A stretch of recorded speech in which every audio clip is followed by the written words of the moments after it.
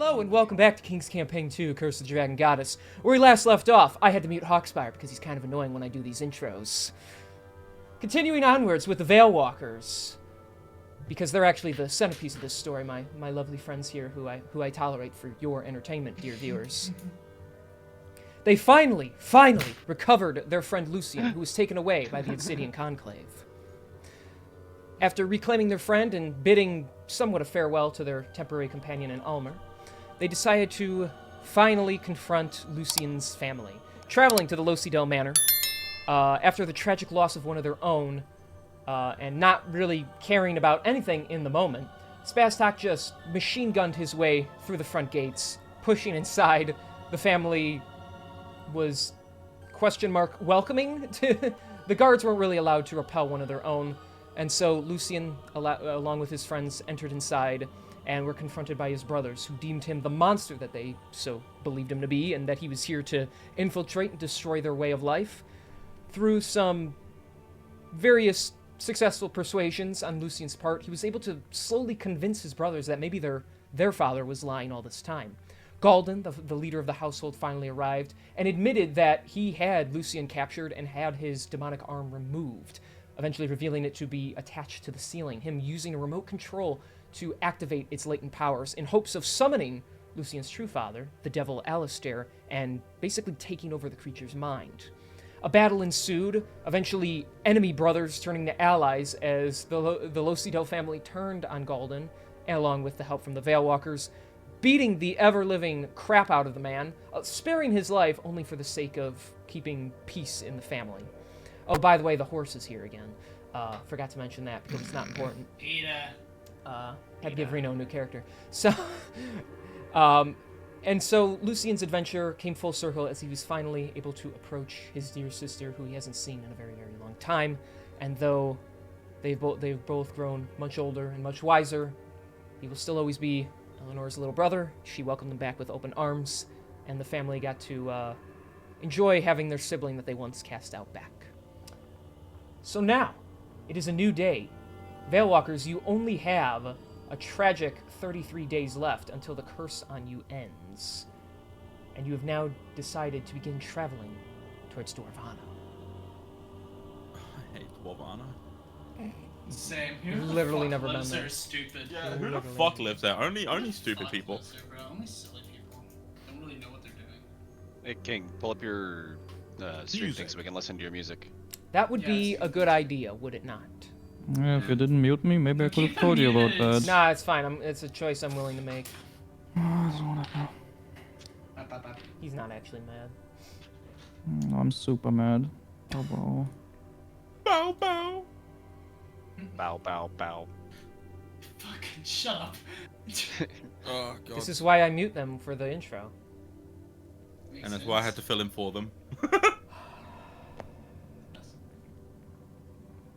Well. No, right now. What do you say? He's gonna have to sit this one now. Pain! What? Bruh. It's fine. He's only missing out my stuff. It's no big deal. Quit horsing around and get in. Well, it looks like we're down a player now, just because of unexpected shit. It is unfortunate, the way of life for D&D players, but this is the life we have chosen, and so we would just continue onwards. I would Imagine just make other sure things being more important than D&D. there isn't, like there isn't, you know. Maybe, like, you know, if you were getting married, like your wedding specifically, okay, that's a good reason. My wedding specifically? Yeah. Yes, I'm really glad that you've prioritized my wedding specifically over everybody else's. No, I mean, like, an individual's wedding. Like, if Reno's getting married, he can leave. But if he's got to go to someone else's wedding, fuck that. You know, it's not important, so... Or play at the altar. I know, it just sounded funny the way you said it, and I said my wedding, and specifically, yeah, and you said yes. We can all go to Joystick's wedding together. That's the only time we're gonna skip, I'm gonna skip my own wedding to play D&D. We'll play at the reception. We'll play D&D. Yeah, I was gonna say, we'll play D&D at the reception. There you go, yeah. We'll do a live show for Well, no, that'll be the bachelor party. We just play D&D. Dude, you know what? Fuck it. I want to, like, my bachelor party, I want to do a one-shot. Hell yeah. They bring, instead of like the ring they have on like the cushion or whatever when they're bringing it up the aisle, it's just a dice. It's a D20. Yep. Yeah. You roll a D20 to see who says their vows first. Yeah. No, you roll a D20. If you roll a nat 1, the wedding's off. A nat 20 That's a means lot like of pressure. there's no way you're getting divorced ever. So. You're not allowed. You're simply not allowed. That's also a lot of pressure. Mm-hmm. Rule of cool. Rule of cool. I do a backflip at my own wedding. Anyway, who wants to take the charge? Because we're heading to the Dwarvana. I believe we're on foot. Are we just in transit at the moment, or what's So the fact that we ended off in Westershin, correct? Yes. Yeah, Mhm. in You were Westershin, about making to our set way up. towards Dwarvana, but we haven't decided how we're gonna get there, so we can look for carriages, we can just walk, we can hope that we get teleported, you know. Yeah. Almighty deity up above. It would be really sick if you just zapped us from here to Dwarvana. That would be cool. Sorry. Without taking away days. Sorry, can't please take leave a the message boat. after the beep. Beep. Hey take King, the it's Thank me, you for your Kieran. message. The number you have dialed is no longer in service. So. Fuck! Alright, gotta find the next number. Shit. we can't take the boat that we got to Westershin on, can we? No, because that's like a few days away from us. Yeah, first of all Yeah. that, and also In the wrong direction. Yeah, there's also no water. Dwarvana's I on think this Right. continent. Okay, guys. Stop railing me. I get it. We can't. Okay. Jesus Christ. Don't you Guys. ever be asked to not be railed again in my chat. Rail him some more. Right. Okay. Chat rail this guy. fucking get I it. love this Jesus inter-party Christ. conflict. A simple note will suffice. I don't feel like walking the whole way, so let's see if we can find some sort of carriage. There should be somewhere around here, right? That we can get like something. Let's look for the biggest, ugliest bastard and see if he can give us directions. Okay. Since we're gonna be in the city for a moment, you begin walking the streets looking for the biggest, ugliest bastard you can find. Like, we're actively keeping score and remembering where everyone is so we can go back if we, like, can't find anyone better. Westershin is a very big place with millions upon millions of individuals living inside its walls. You see a great deal of humans, both of either average looks, slightly above, slightly below. No one absolutely hideous, though. So sorry. Shame. Moving from street to street, you find an assortment of elves and dwarves and halflings and gnomes and all that. And, you know, everyone is just fine. You know, even if they're having a bad day, they're still a good, like, 4 or 5 out of 10. To the point where you even saw a 9 at one point. You know, remember that one for later. Hell yeah. Of course I did. I looked to my left and she was right there. She's part of my party, bro. It's fine. The 10's to my right. It Hey, bothers what's up, me Arius? that How you're you doing? flirting while you're not in character, but okay. Looks to my right, the 10's over here. How you doing, Arius? Huh?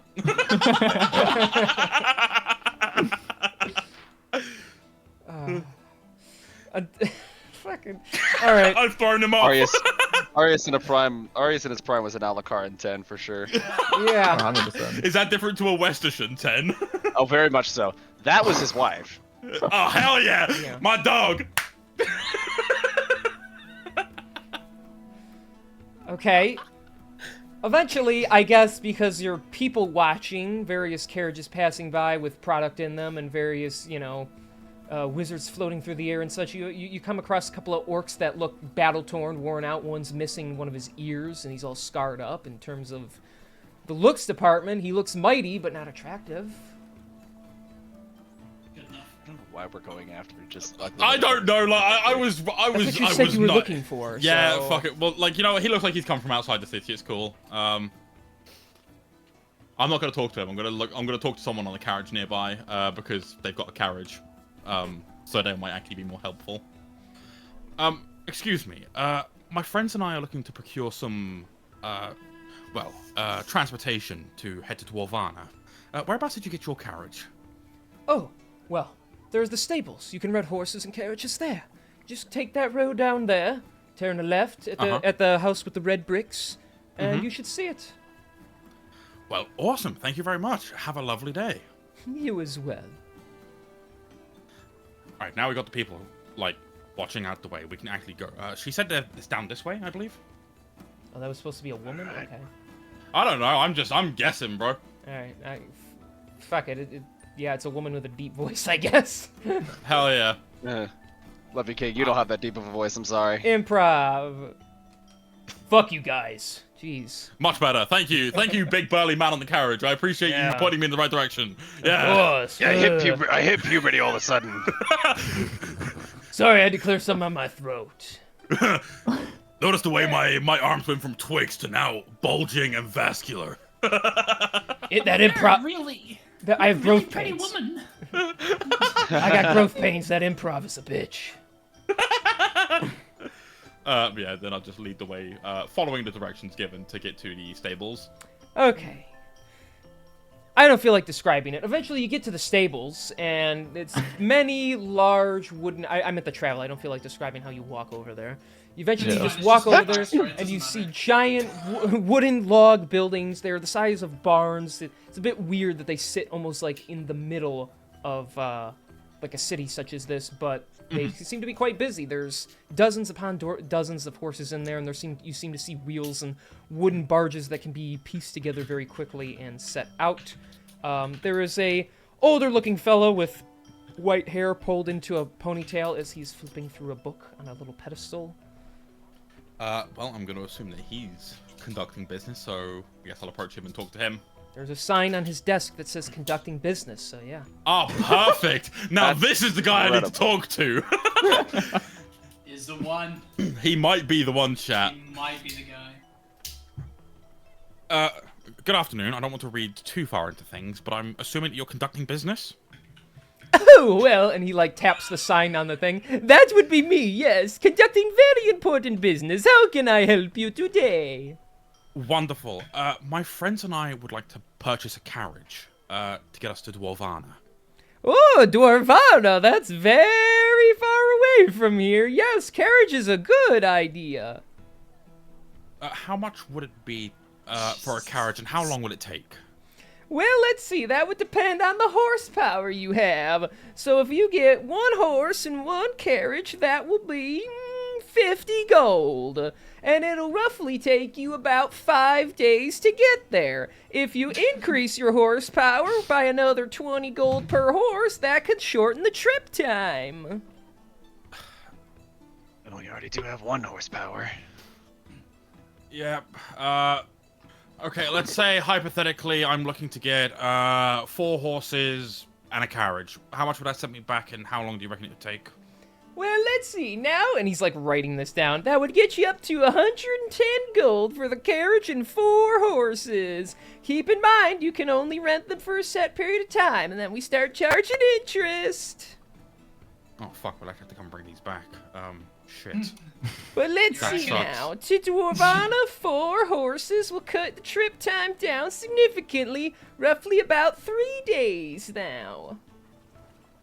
I'll kind of look back to, as he's saying this, I'll look back to, oh my god, I've completely forgotten his name. That's insane. Albertus. Albertus, yes, thank you.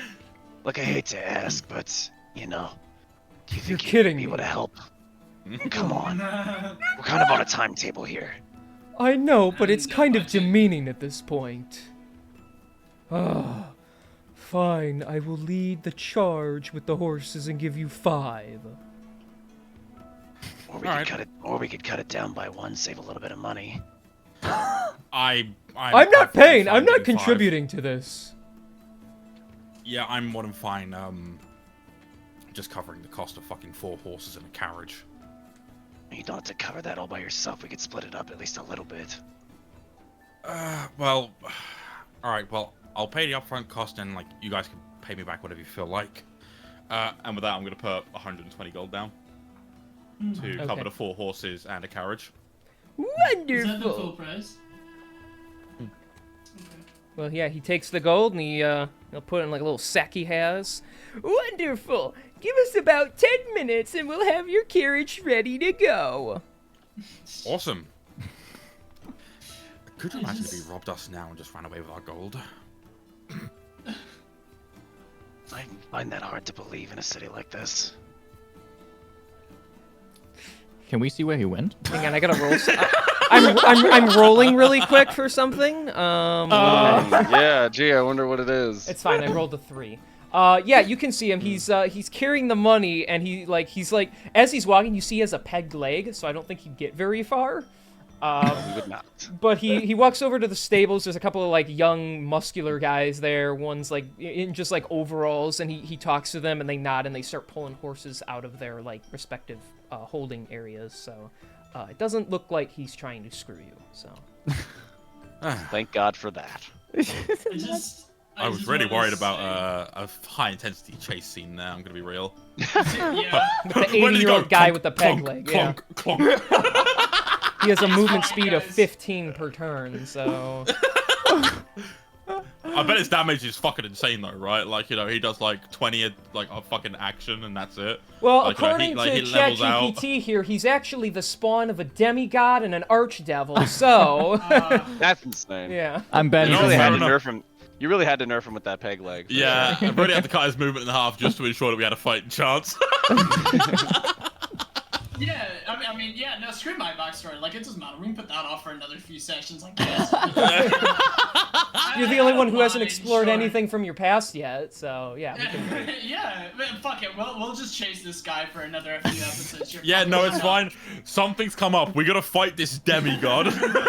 I just edge sketchy on his backstory for like the next month worth of sessions, and he Don't just say never gets to it. edge. We spend like a Jesus. week in game traveling to literally everywhere outside of Dwarvana, and we're like, wow, Let's what go a take- really cool continent. This is Let- really awesome, guys. I want to go seeing the beaches here. Ooh, is that a festival over there? Ooh, we should probably take care of those Goliaths. So, by the way, as a little side note as well, this is one where we're actually going to like my backstory, of course. And Yes. it's of course the Maybe. first time as well I have my fucking coworker is watching the stream as well, by the way. Hi Leah. And she's actually just sent me a message. Let me see if I'll read it out. So it literally just says, "Oh, you like those kind of men." What? I don't know I what get that it. means. I get it. Don't say I get it. Real recognizes real. Don't say that. Hi, Leah. shit. Dude, Leah, ignore King's shirt, by the way. Just FYI.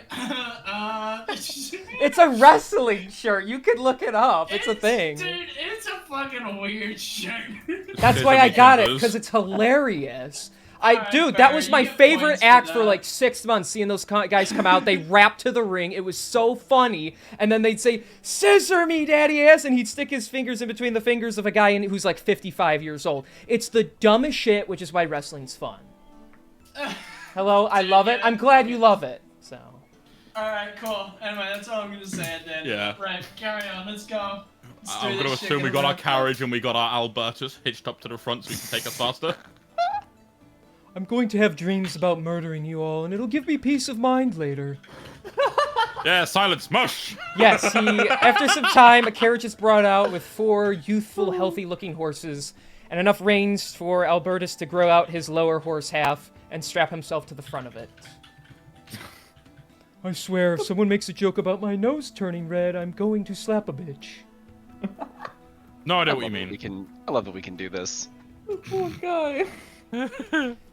Hey, he's not here. We can make all the jokes we want, you know. Exactly. All right. Exactly why I asked too, because if he was actually here, I would not have said anything. You still should have. But anyway, all right, yeah, let's demean his character while he's not around, because he quit last second. All right. Yeah, so yes, you mush, and he just kind of turns around and gives you like a dirty look before turning and starting to like trot, pulling the other horses along with him. There's like a couple of kids like pointing at him, and mom's trying to stop them from pointing, and he's like covering his face with his hand, like he doesn't want people to know who he is. And he leads you guys out of the western gate of Westershen before like picking up his pace. All right, let's go. Hee-haw! And he tries to lead the way, so you're not actually using reins on him. And gets the other horses to kick in gear as the horses and the centaur in the lead. This looks so. Just this imagery is so dumb. Yeah. Yeah, I love this. I just imagine like the teamwork coordination's really bad. So like he's just like constantly no to the left, to the left. I said. All right, other horses, here we go. Jesus And before you So ask, no, I funny. can't understand them. And so he will take off, and you will begin a very swift gallop from the horses, speeding the carriage along. The wooden wheels a bit rickety, but holding firm as you begin to race off into the woods and into the distance. Love this. Da, da, da, da, da. And so, you guys race along. Albertus in the lead. He has a lot of energy behind those hooves, basically using the rage deep within inside himself to propel himself even faster than usual. The horses, their manes flowing in the light breeze that you get, that each of you feel as you move along at many miles per hour that this game doesn't measure. The rage of him like being so embarrassed and having to pull this fucking carriage. This is 5 horses in total, including our horse, right? Yes. Okay, I don't want you to talk about it like that. That's really funny, actually.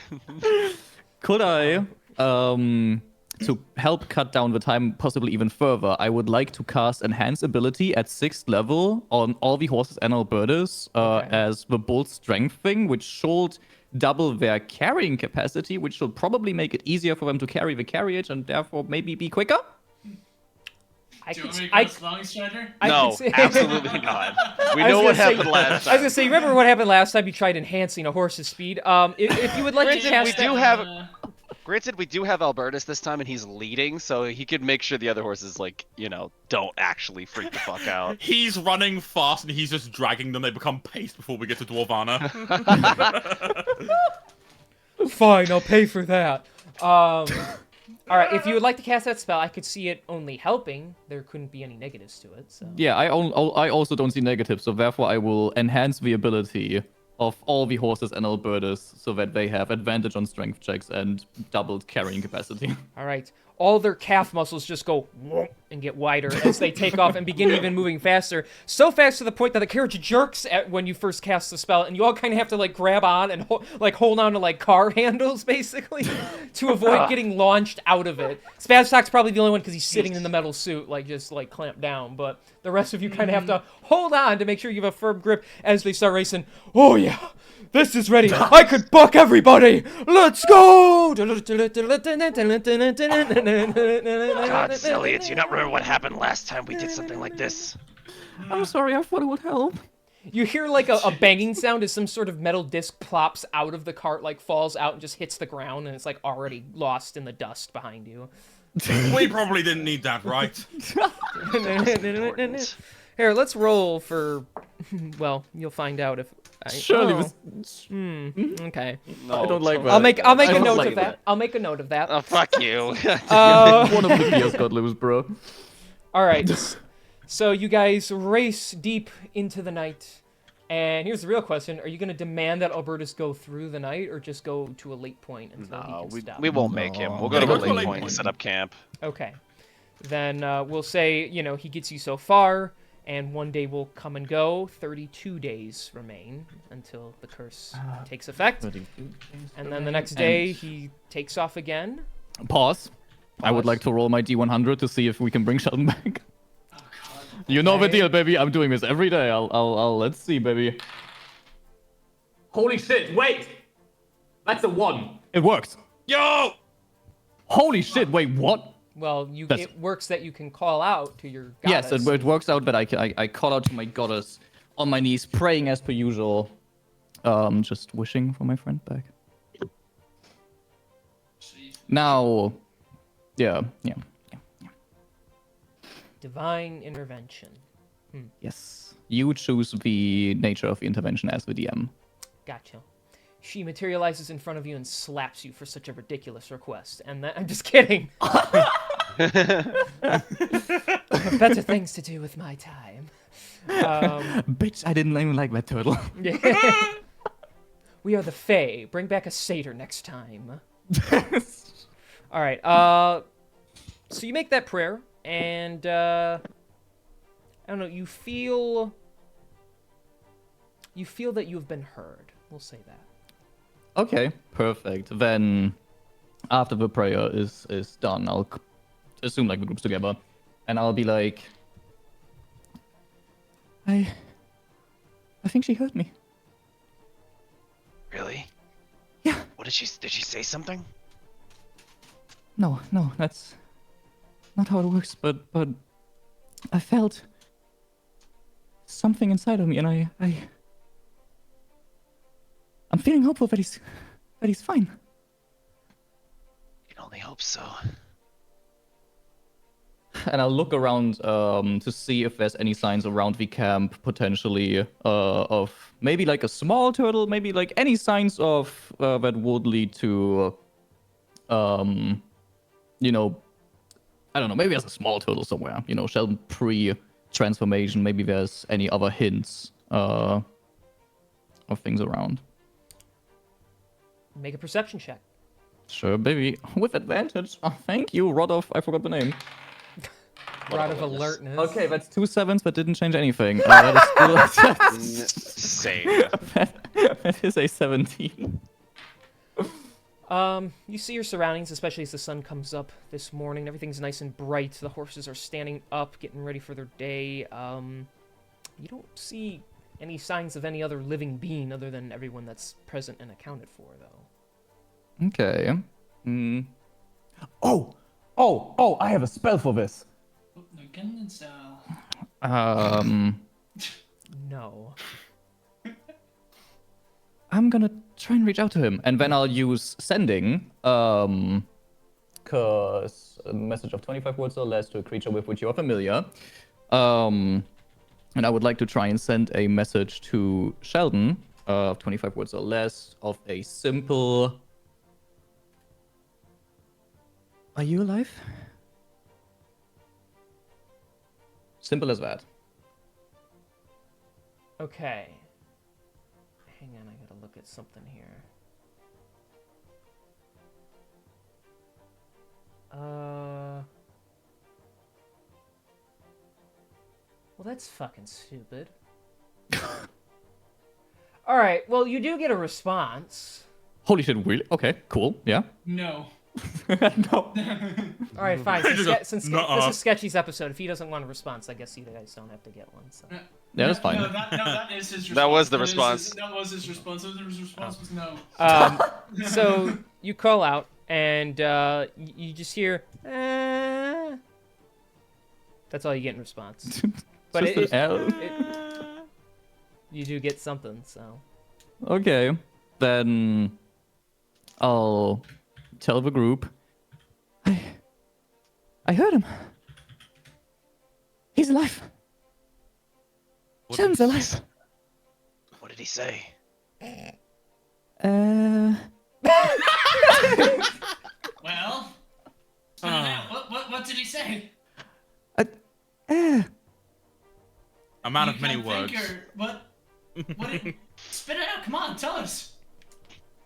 He said, That's it? He didn't say anything else? Like in confusion, or as in, I've stepped in something I probably shouldn't have.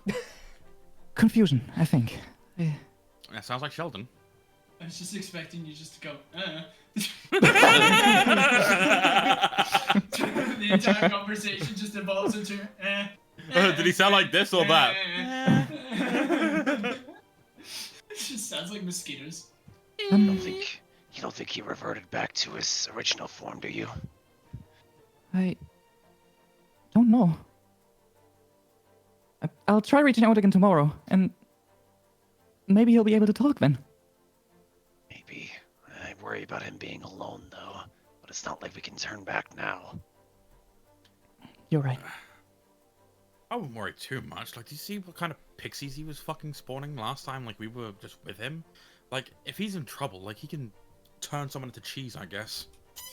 Well, assuming he's back to his 100%. You remember the last time he went through a pretty traumatic situation, it reverted him back to his original form. I'm sure coming back from the dead might accomplish the same task. You know, fair enough. I'm gonna keep quiet after that. We'll keep an eye on him. Don't fucking look at me while I'm fucking doing this, you fucker. Isn't it the I bastard turn around that and my we roommate's caught just singing? staring at me. Arius breaks character and looks up at the fucking being that brought him back from the dead. Is like, don't look at me while I do this, motherfucker. Go kill your brother! See me? I have to admit, like, I watched the VOD from last time. I do enjoy the Joy, fucking the Roommate bit. the roommate. I was gonna say, that's the guy we caught cameos. singing last week, so... Yeah. It was fucking funny, bro. No. So what was it? Fucking, I forget what I was gonna say. Oh, Hawk, what's that spell? Scrying? Scrying, yeah. At some point we may want to see if we can use scrying to see what's going on with him. I don't have that one prepared today. I can try tomorrow. That's fine, just as soon as we're able to. Yeah. We should go. We have a friend to help. Looking at Pilot. That's his head moving. It turns to look at you with a nod. Pilot is still very much looking sort of at the road in the direction of Dwarvana. Doing all right there? I will. You excited to be going back home? As I figure out what that really means. I just wish it would be better circumstances. I suppose we all wish that. But I'm sure your family will still be happy to see you regardless. Let's just get there. All right, you heard the All man. right. Well, let's strap you up, Albertus. Don't fight back this time. Yeah. He like picks his hand. He like picks his hand up to like punch you in the face, but then he just puts down. He's like, "I'm fine. Let's go." And he just grows his lower half back to the horse side and straps himself in. He straps himself in. He doesn't want any of you touching him right now. He doesn't want the patronization of having someone else do it for him. Bro. I'm a big Yeah. horse. I can do this myself. Uh, Sure you are, buddy. Pat, pat. All right. If that's King, all. how much could we assume that the spell yesterday helped in increasing the speed? Is there an approximate idea that our characters would have? If you don't know the region that well, I would say no, other than the fact that you were moving faster with the spell on than you were with it off. So. Okay, well, then in that case, I would like to do the same thing again, I think. Or, yeah, I would like to go and do it. If anyone wants to stop me, you can. But you see Zelia walking towards the horses, touching them one by one to start enhancing their ability. Get your hands off me. No complaints. That worked well last time. All right. Then as you touch each of them, they take off without you. I'm just kidding. I love giving you just that hint of like, wait a second. I'll send you a postcard. It makes it even funnier when he actually does it. Joke's on you guys. I have a new team. We're gonna be 5 horses. The Five horse, horses take off to fight Tiamat. the veal trotters. Good one. So at this point, I'm not gonna go on about this too much, but I was having a mild panic attack because my coworker messaged me earlier. He's like, "No, this is actual like gay porn." So I had to explain to them that Albertus is actually half a horse and is not just a dude. Yeah, So he's a that's, centaur. that's a Yeah, thing. he's a centaur. Yeah, bro's He's a centaur. This is gay porn. No, it's not. I don't even know if that could go in the VOD. We'll I'm save sure it'll be save the fine. gay porn for in a second, bro. Like, Stop saying it! Bro. It's fine. There's nothing wrong with it. You can say it in a VOD. It's Twitch. You guys ever heard of Brokeback Mountain? All right, moving Bro. on. Spell is moving faster through the woods we go. I'm rolling again. Na-na-na-na-na. Oh, I hope no one happens here. I wonder what happens. Bro. Well, I will say you start hearing a squeaking sound from the carriage, but it's as you start hitting some like bumps and some rocks, you're really like juddering around as you are running along this like very awkward foresty path. Eventually, though, freeing yourselves of the forest onto a more almost like deserty landscape. The lands are a bit flatter, but the ground isn't as stable. It's a bit softer. The horses slow down a bit as their hooves kind of stick into the ground more and more, but you are able to keep going on the trail. The sun getting almost brighter and a little warmer as you drift further and further to the east of Coldurum. Eventually, running along and seeing far off in the distance during the day here, you see mountain ranges, which signifies the area where you need to be. The horses make their way further and further. Albertus leading the charge with his centaur form, and no hesitation. Just a human dude running. Yeah. He's basically running away from the horses at that point. They'd be faster than him. Though he's a monk. And yeah, you guys carry on for a long time. It's more or less a trip that is quite boring in the sense that you're just spending hours and hours riding with not much scenery to enjoy and nothing really getting in your way. Though you want that to get there as quickly as possible, it's just a very uneventful thing, as it is just a long mental strain, if anything, on this journey. The horse is stopping by a nearby river at one point just to drink a little before continuing on their way, and getting to a point where part of the ocean begins to leak through and crack through the continent of Coldurum, which would result in you having to go a bit out of your way and around to maintain your stance on land and curve around onto another large chunk of land that is where these mountain ranges are. The mountains get closer and closer. However, it does get very late into the night once again, and the horses do need to stop. Mm-hmm. So I assume you'd be willing to make camp again. Yeah. Yeah, considering we're sort of like a little ways out, I'm assuming we'd probably make camp.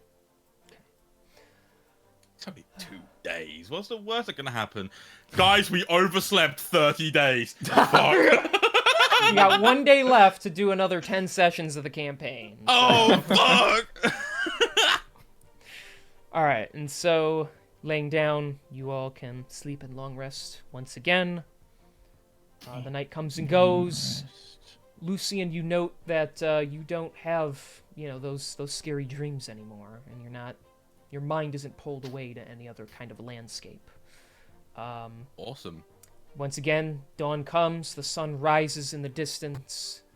As you all wake up, 31 days remain now. Yes, I will note that Zelia wakes up in her autumn form this time about. Goodbye, winter, because my friend is back! Yeah! Sorry. Haven't seen autumn form since the start of the campaign, man. Yeah, I know, right? basically. She's fucking long rare. time. How do I change the fucking thing here again? Dude, this website's confusing. I Rose got doing the achievement hunting. She's trying to unlock all the different emotions. unlock all the Whilst, things. whilst Bro's going about and changing his icon, I have to do that during too. the day, like before they hit the road, Lucian would take some time to take the modification that was done to his revolver off of it, and returning the gem that was put alongside the modification, like back around his neck on the pendant again. Okay. Also, before we're heading out, I've prepared scrying, and I would like to try and use that on Sheldon as the entire group is sitting together. Okay. So, Sheldon, however he may be, currently has to make a wisdom saving throw with a... Hold on, let me check. Since we don't have any items of his, as far as I'm aware, he would have a -5 to that save, and he has Okay. to beat an 18. Okay, well, he rolled a nat 1, so... Nice. That's the Sheldon we know and love. That's definitely him. He's Close enough. Welcome back, Sheldon. Okay. Then, and you pulled the crystal ball out? Yes, the crystal ball. Actually, do I have? Yeah, I do have a crystal ball. Yeah, I'm pulled out the crystal ball. Imagine you gave it to Sheldon before he got Yeah, that's fucking what I was like disintegrated. confused. I know I gave it to him like temporarily at some point, but he gave it back, so we're fine. So, looking inside the crystal ball, a foggy cloud appears, eventually drifting away, and you see a lot of darkness, actually. Wherever the little scrying eye is, it looks in a very cramped space. You do see a shell, the shell of a turtle, with similar back patterns to your companion. He appears to be trying to move around wherever he is, knocking some things out of the way, including what looks to be some sort of magic wand, some sort of bag that has some dust in it. He's shifting around. There's like coins around him. But you don't really see his face. You just kind of see this shell. It's very dark wherever this is. There's a bit of light peeking in from wherever. Like I said, this is like a very close-up view. You just see a handful of things around him. Did you note the size of the shell? Like, is it Sheldon-sized or is it total size? Like, it is pressed up against the eye, so you can't tell. Ah, okay. Gotcha. Wherever it is, the eye can't move back far enough, so... Okay. Interesting. He's like inside of something. I'm assuming like we would all be kind of sitting around watching this as we're going. Yeah, if you feel like it. Yeah. I would have done it around the group, letting them know that she would be doing it. So anyone who wanted to join can join. Okay. Yeah, Lucy, are we watching? Where in the nine hells is he? I don't know. What if he's in another box again? I was just thinking that. I mean, somebody might have picked him up. I mean, it's possible. You see that wand there? What? Can I try and make out more details on the wand, maybe? Okay. Give me an investigation check, because you already see it, so... Great. I'll give advantage to you on that one. Yeah, I'll... And to make this even better, I will use Emboldening Bond on us and also Guidance. Okay. Just in case I roll We just want super to low. make real. Yeah, sure. we wanted to make really sure. Alright, with advantage, you said... You want to use your inspiration while you're at it, or? I don't have inspiration anymore, unfortunately. Okay, cool. Rolls are not happening today. Dude. Where's my d4s? This is... We're at a 7 so far. That makes it a 10. And that makes it an 11. 11. The wand, from what you can see of it, appears to be kind of silver. The lengthy part of it, not where you hold on to it, but like the tip of it, has like a almost carved in spiral pattern around it. And there is a little, maybe some kind of like greenish gem on the end of the hilt. It looks to be actually like a wand you've seen before. No. Just watch him be in fucking Zalia's bag of holding. Oh my god. No, surely not. Can I? There's only one way to find How does out. the rod of alertness look like? You're asking me, or are you saying that as a joke? Do you want to know what the wand of alertness looks like? You're not losing anything, put it that way. Yeah. I would like to know, because I don't think I know what the rod of alertness actually looks like. Okay, well, as yeah, a when player. you picked it up off of Ethiel, you remember it was kind of like a grayish silver wand, and around the lengthy part of it, it had like this carved in spiral pattern on it. And then on the end of the hilt, there was like a little bluish green gem on the end of it. And, Unreal. I would assume that Zelia knows what the fucking wand looks like. wand, gold coins, bag of diamond dust. Anyone? Yeah. So. Can I check my bag to see if Sheldon's in there? Oh yeah, sure. That's kind of a weird question to ask me. I don't know why you think a turtle is in there. I don't know. As It's you really weird. As you open it up and move, some of your bottles and your notebook and stuff out of the way. Oh, would you look at that? There's a tiny little turtle in your bag. No way! No way. Yeah, Zelia will like look at the scry and be like, "Is that?" And then she'll go into her pocket and pull out Sheldon. The rest of you watch the crystal ball in horror as a giant hand comes for Sheldon, grabs him, and pulls him out of the darkness. Sheldon, get away! Run away, Sheldon! He's gonna be eaten by a bird with orange fingers. Wait a second. Fingers. There's been eating Cheetos. What the fuck? Zelia will have Sheldon on the palm of her hand, like fully open and showing the little turtle to everyone. His arms and head are like in the shell, like he's scared. Yeah. By the fucking gods. Thank the gods he's okay. Well, It's Gotta not talk- 100% okay, but I mean, he's better than what he was earlier. yeah, he's alive. I should like inspect him, try and look inside. See like, hi. Give him a You little okay? poke. Just poke inside and actually stab his fucking skin and kill him. just fucking Kill him. Need to bring him back again. just give him a little poke like on a shell, and so he just like gives like a little wobble, I guess. He just stays in the shell. He doesn't really do anything. Oh, poor Huh? guy. He must You be think so he- scared. Yeah, disintegration does that to one. Yeah. Do we? We have to bring him back to Lothian, right?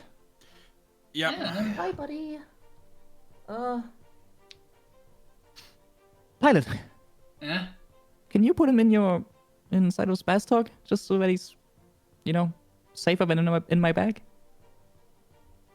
Yeah, God knows what he's gonna see in that bag. Come here. So hand him to him. And yeah, I'm just gonna like open a compartment. And put him You inside. he was before you opened up the bag. You heard like a psst, like a spray of something, and you're like, oh no, Oh no. horny See if turtle.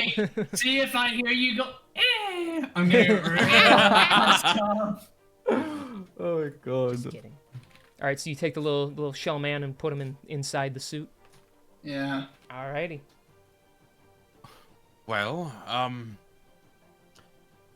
gonna be completely honest with you. I didn't actually anticipate he would fucking appear in your bag, but I consider this a win.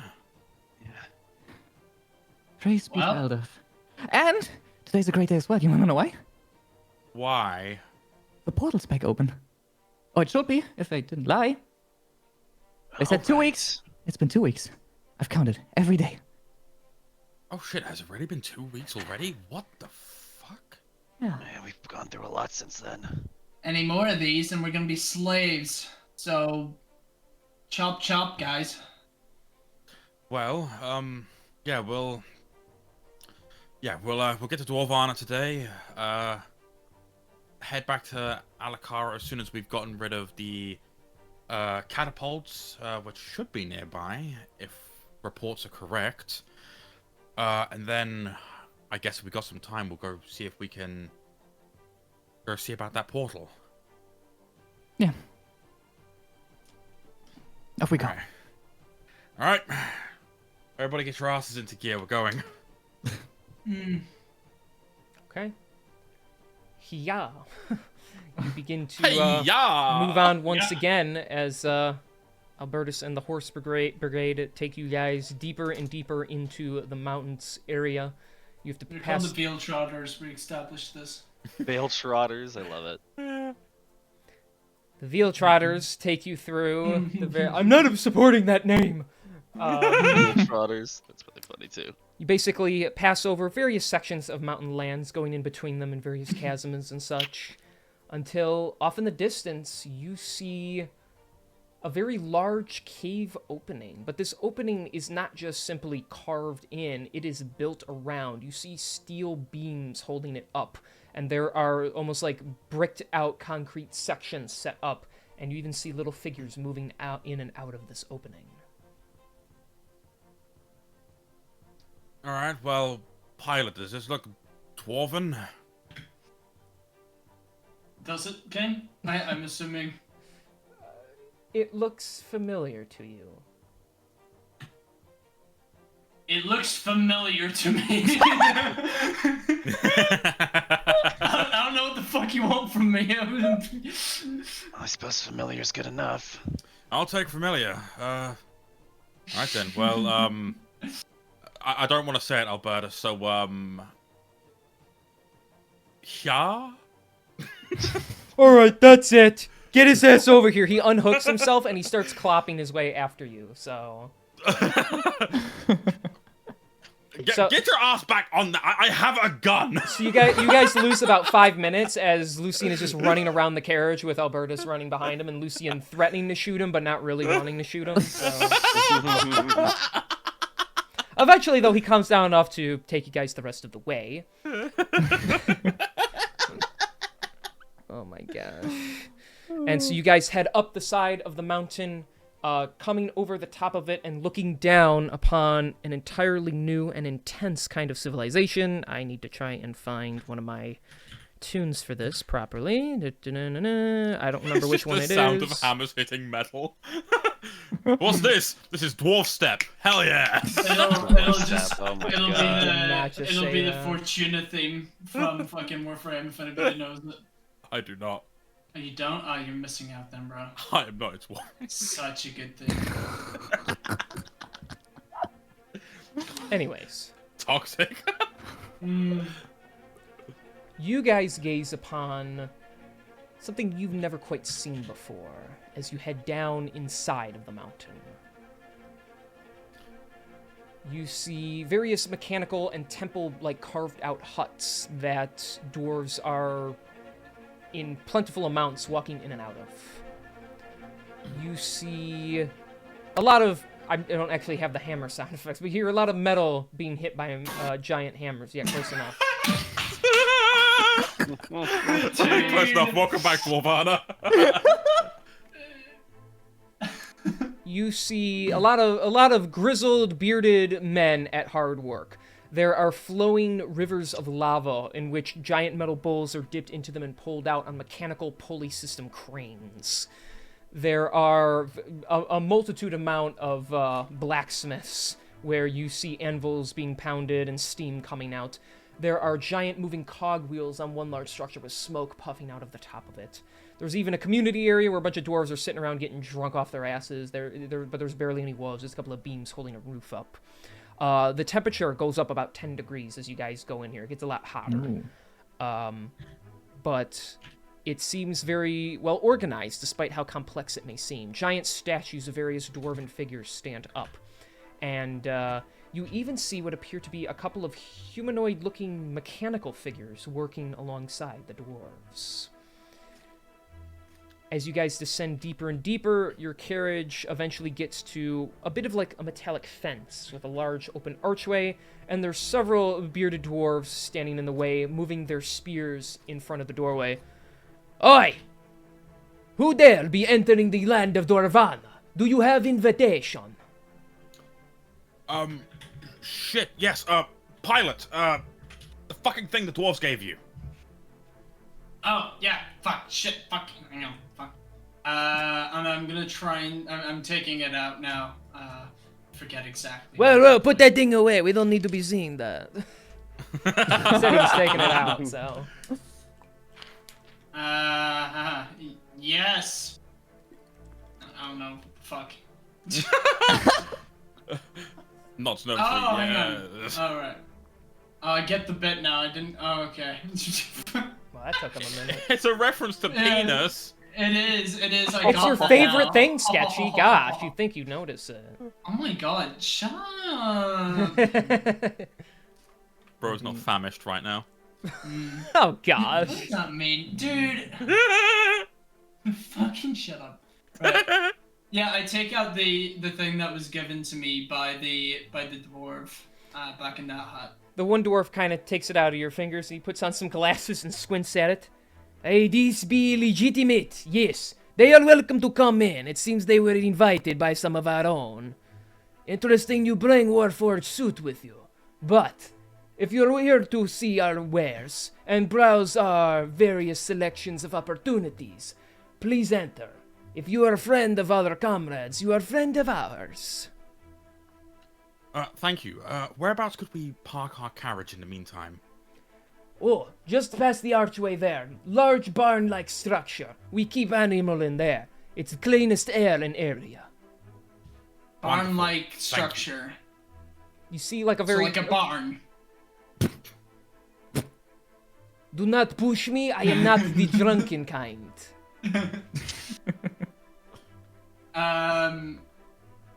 And in Dwarven, I'm just gonna start to laugh and going, barn. I do not like the big metal one. Easy there, Guthrig. We don't need to worry. Please, come inside. Drop off carriage. Have some goulash. I'm gonna sort of turn to him as well and say, how do you mean by interesting? You remarked about my My Warforged. And they kind of look at each other. What do you mean, my Warforged? You are Warforged. The fact you are even capable of higher thinking is honestly quite surprising.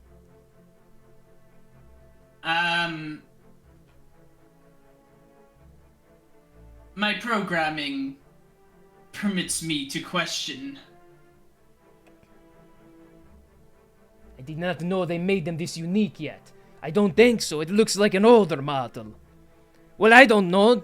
And they kind of look at all of you. You then, man with metal arm. You tinker, right? My creator. Yes. Yes. Definitely. Okay, roll deception with disadvantage with that shitty response. Just in the quietness that he gives, I'm just gonna, my father, daddy. I'll also, using the mental link, be like, why are you guys not telling him? Aren't we here to get the, get Spastok repaired? Shouldn't they know that? With disadvantage, I got a 16. They look pretty confused. Okay, well... then... You can... we're not going to stop you from going inside. Just... make sure you keep higher functioning Warforged under control. Sometimes they glitch out and cause issue. Yeah, no, don't worry. This one won't cause any trouble. If he does, I'm gonna turn him off and back on again. That usually fixes things. Oh, normally we just throw them into lava pit and melt them down for additional resources. But he cost a lot, so... Sometimes I have red ring of death in eye. Do you mean pink eye? Let's hope not. He's using mechanical you, it wouldn't work that way. I don't know, why are you talking about red eye? Can we move on now? Yes, but it's been lovely chatting with you all. We're gonna go park our carriage over there. Thank you so much for letting us into your lovely little city. Enjoy your stay in Dwarvana. Oh, but stay away from Rooty McGee. He tried to give you weird substance you don't want. I will keep that in mind. And with that, I'm just gonna, get the fucking horses to take us to the stable. Okay. Because fuck that, this is so bizarre. Yeah, Albertus is gonna transform back to normal and he's not even gonna take off the stuff, he's just gonna shrink down to his normal size and it's just gonna fall off of him. I'm glad that crap's over.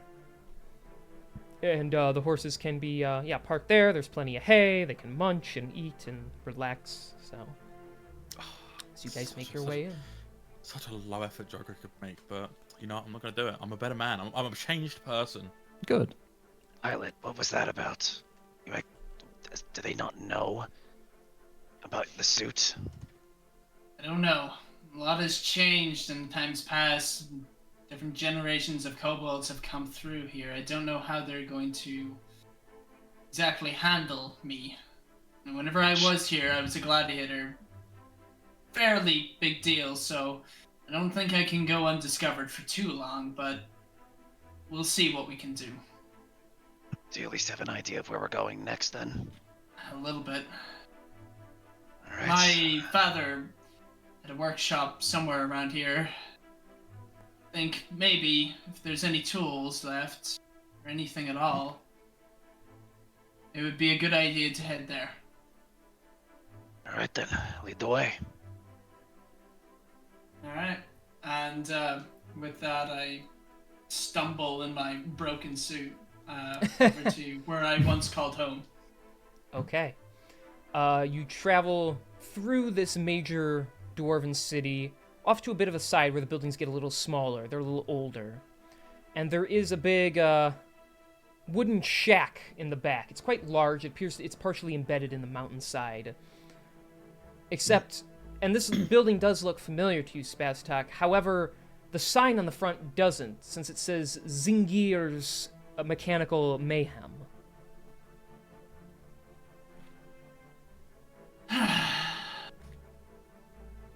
The time marches forward, I guess. And and I'm gonna knock unless the door's open. Oh, the door's open. There's some light, like, classical music coming from in there. Alright, and I'm going to... Well, actually, hang on. I'm gonna turn to Lucian. Lucian. Yeah. What's on your mind? Right now, we're kind of going under the guise of you being my owner, as much as that disgruntles me. However, for the sake of appearances, I think we should keep it up. Do you mind going first? Yes, of course. Just, try to keep your little outbursts in check. I don't think I've got enough excuses to explain why you're a bit wonky. Listen, I just want to get this done. As much as I want to get home, I don't like it here. I understand. Well, alright then, I'll lead the way then. And then, of course, like, Lucian will head in first. As you walk in, you feel a little tap on your shoulder, and suddenly you feel like you can talk your way through everything. As I give you Eagle Splendor, so you have advantage on charisma checks. Awesome. I love that. Oh, that's a good call. Alright, heading inside, there is a dwarf with reddish hair and beard. He is writing away in some sort of book, and he's got a couple of, like, gears and doohickeys on the table next to him that he's, like, trying to make sense of as he's writing with his quill. Oh, hello! Welcome to Zingir's Mechanical Mayhem. I am Zingir. How might I help you? Dwarf, right? Yeah, he's a dwarf. Okay. Hello. To put things quite bluntly, I've heard a great deal about this wonderful city having Warforged and such, you know, as manual labor. I recently, well, assembled one myself, but I'm not familiar with dwarven techniques. I kind of just threw it together and, well, let's just say an accident happened and it's not functioning quite the way it's meant to. Don't suppose you could have a look at it, could you? Aye, I'd be more than willing to take a look at the Warforged. Oh, appears to be quite a different. It is in the form of a dragonborn. They don't make them like that anymore. But I will see what I can do. If you don't mind me asking, how long have the dragonborn models not been around for? I'd say hundreds of years now. They are more of an ancient time of Warforge. Ancient? That's quite interesting, actually. Yeah, I found these schematics lying somewhere, and I'm gonna reach into Pilot's bag real quick, and I'm gonna take out the blueprints that Albertus gave me the other day, and I found these, if these will help at all with the repairs, if they're that old. And he looks through them. Aye. These are fascinating. Incredible how the technology worked all the way back then, making these suits power themselves. Might I inspect your unit? Yes, by all means. Just be warned, try to keep it as closed as you can. I am worried that something might fall out, and we might not be able to put it back in. Oh, I know You about know that. how it is. I know about that problem when I eat a goulash in the morning. Alright, let me see what I have here. He walks up to it and he kind of like he's checking some of the limbs, and he puts his hand by the damaged burn marks in the chest. Aye, it seems your unit was in one hell of a confrontation. I like to imagine like he puts sort of like a finger and it's examining sort of one of the holes that are in the chest. Pilot is just like pressed up against like the back plate to try and dodge his finger whenever it's like moving around. I gotta roll for something here. Okay. Oh, no, I can't Yeah, he starts inspecting the holes one by one, and yeah. Oh, this is severe damage. Some sort of, not a burn mark. No, hey! And he pulls his hand out, and it's like bleeding on the finger. I don't know how I got the pinch, but it felt like something bit me. And you see Pilot inside the suit. You see Sheldon like with his tail like pointed up, like staring at the hole, ready to bite whoever comes through again. So. Like, I love that. Pilot just reaches out and clenches Pilot or Sheldon just to my chest. Just like, no, stop. My Well, sincerest apologies. Again, like, everything's kind of, like, thrown together as best as it can. I'm not very familiar with the engineering, so I apologize if something pinched you. No, it's quite alright. Let me see here. And he's looking at it. Oy. Well, this might be a bit crazy, but I think you're going to need to talk to our chief. He is the oldest dwarf in the area, Blorguth. I believe he is the only one that with the mindset to understand the machinery like this. I thought even with these blueprints, but this model is so old, I'm not sure where to really start in repairing it, and I don't want to make any mistakes. I will take you to Chieftain if you have the time. Yes, as soon as possible would be wonderful. I just want to make sure that, my big helper here can, be up to spec, back to how he was. But of course, I can do a few routine. It's hard to do the Scottish drawl. I can do a few routine checkups on it. Let us see. And he kind of like taps the top of Spastok's head. Follow finger, and he moves his finger in hopes that your head will like follow the movement. It's like he's slightly delayed because Pilot has to kind of like climb back into the pilot seat after dodging it. So like his head follows it, but like a tad bit behind. Some hesitation and retinal focus. Using hands. A number of your fingers. Show me 3 + 2. This Pilot puts up two. Okay. Wait, well... no, he does, and then he corrects it. Zzz, zzz. Yeah. Okay, I was going to say you'd better off throwing it in lava if I got that one wrong. Let us see here. Jump! He just gives like a little, like a little hop, I guess. There is a bit of like a creaking sound in one of the hips. Some wear and tear. The joints could use a good oiling. Well, at least your unit is still conscious. Alright, we'll go talk to Chieftain Blorguth. That would be wonderful, thank you. So he leads you guys away from this area to where the bigger and more fiery buildings appear until you head to the back of the area, and it's like, it doesn't look like a castle, but it is the most like the building that looks the most like less like a metal structure and more like a temple. And Sorry, I just want to, before we do leave the house, I want to just kind of turn back and look at it. How different is it to what I remember? I remember you said something about like a shed out the back. Yeah. Is there any sort of anything that I can remember about the place? The internal layout seems familiar. You can remember where different furniture was, where different, windows were. The rooms, the size of the rooms and the space seems the same, but all the objects inside are newer.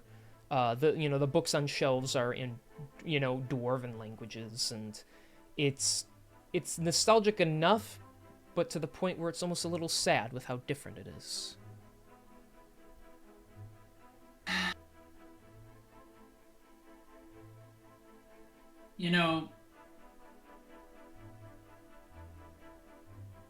At least whenever you guys went to your houses, it was still your own. I don't think I really have a home anymore. Actually, that raises a good question. While we're walking, I want to ask, how long has this business been yours? Like under your name? Oh, for me, it has been only a couple of years. Someone bought it before me and changed in the furniture and stuff. It was really old and worn out. He said it smelled like shit. I don't really know why, almost like there was death inside. I don't really know that. There are rumors about various, shall we say... just add that as well. Pilot's just, kind of clenches his hand and sort of, I guess, through the mind, just tells everyone, we need to go now, please. Why? We need to go. Why? I don't... Just, please. Go where? Just away, please. We have to get your suit fixed.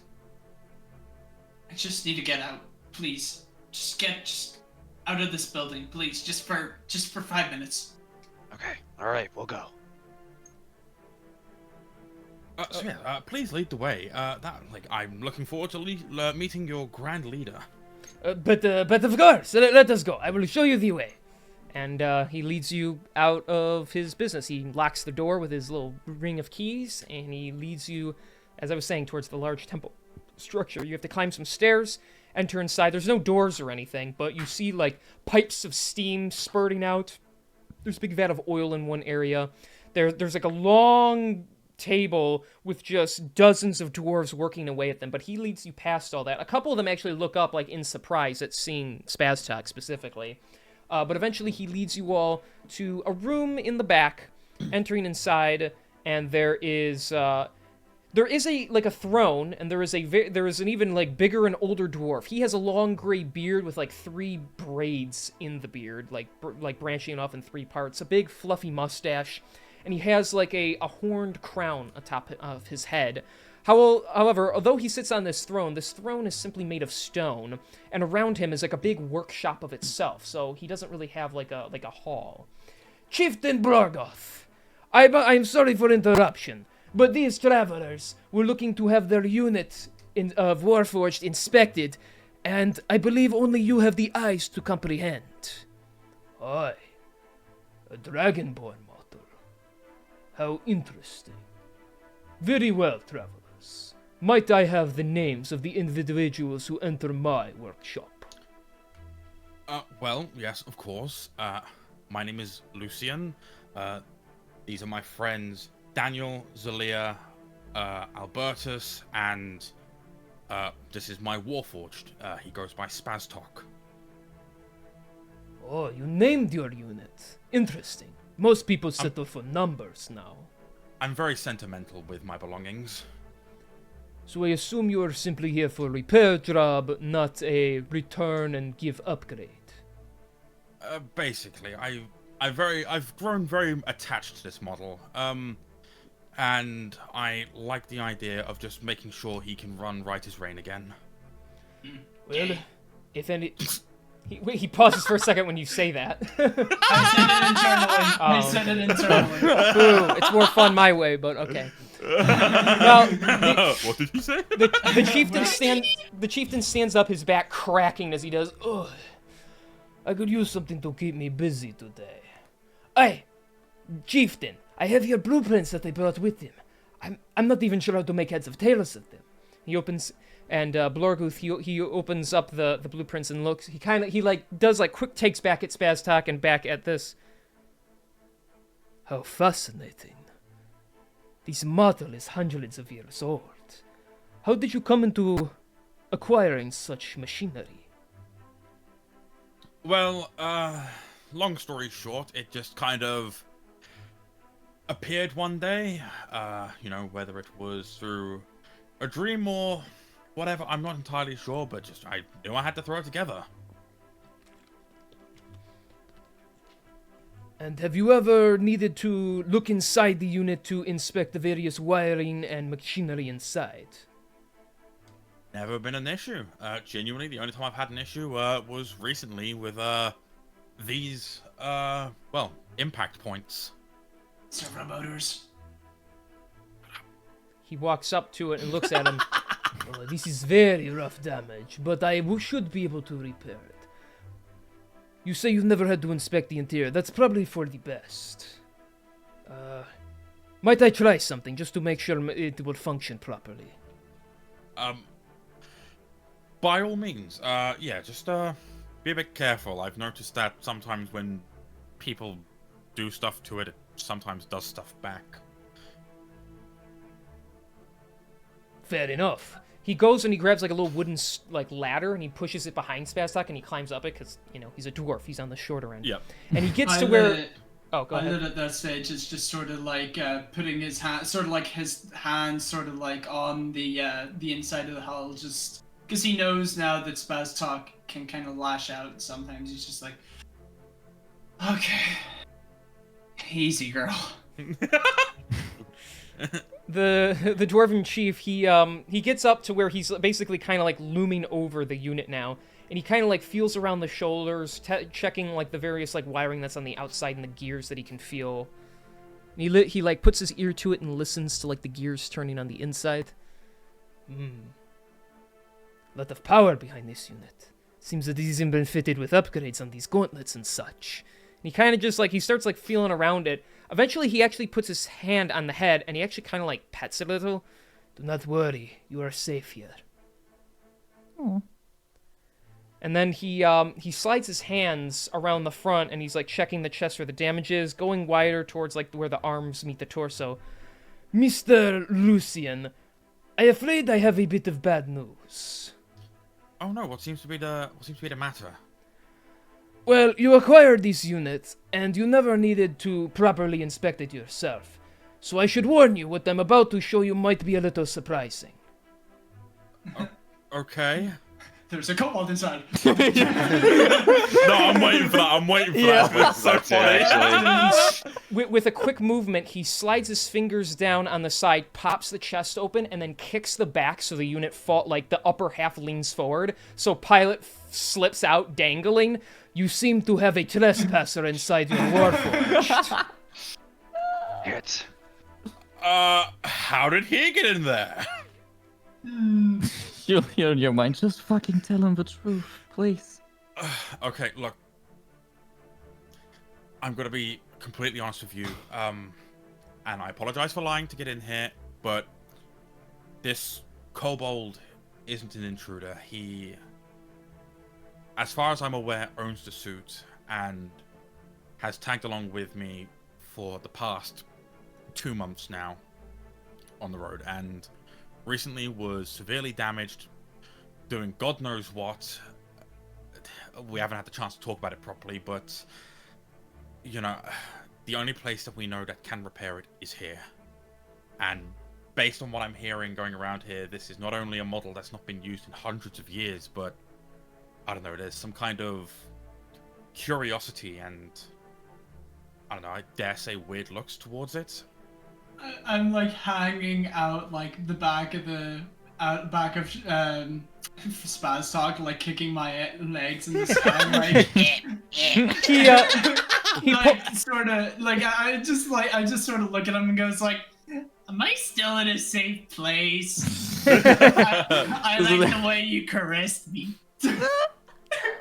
Leo would come up to you, pick you up by your sides, and just put you on the ground. Like, thank you. they know. They know. Okay. He pulls out an abnormally long wrench, slips it into like the waist of Spaztok, and cranks so the unit like sits back upright before putting Cranking my waist. Yeah. Oh my gosh. Sorry. Can I just get through this? Damn it! Yes. And he puts the like there's like a little holder on his back for where the long wrench goes, and he hops off and he kind of looks down at you. Mr. Lucian, do not worry. I am not mad that you lied. I would only been mad if you continued to lie. After just a quick, simple inspection, I understood the interior of this suit was actually not mechanically run with the heart of a warforged, but instead piloted by an individual who would ride inside. What I can't seem to understand is how one of these things still exists. Hey, Chieftain, what do you mean by that?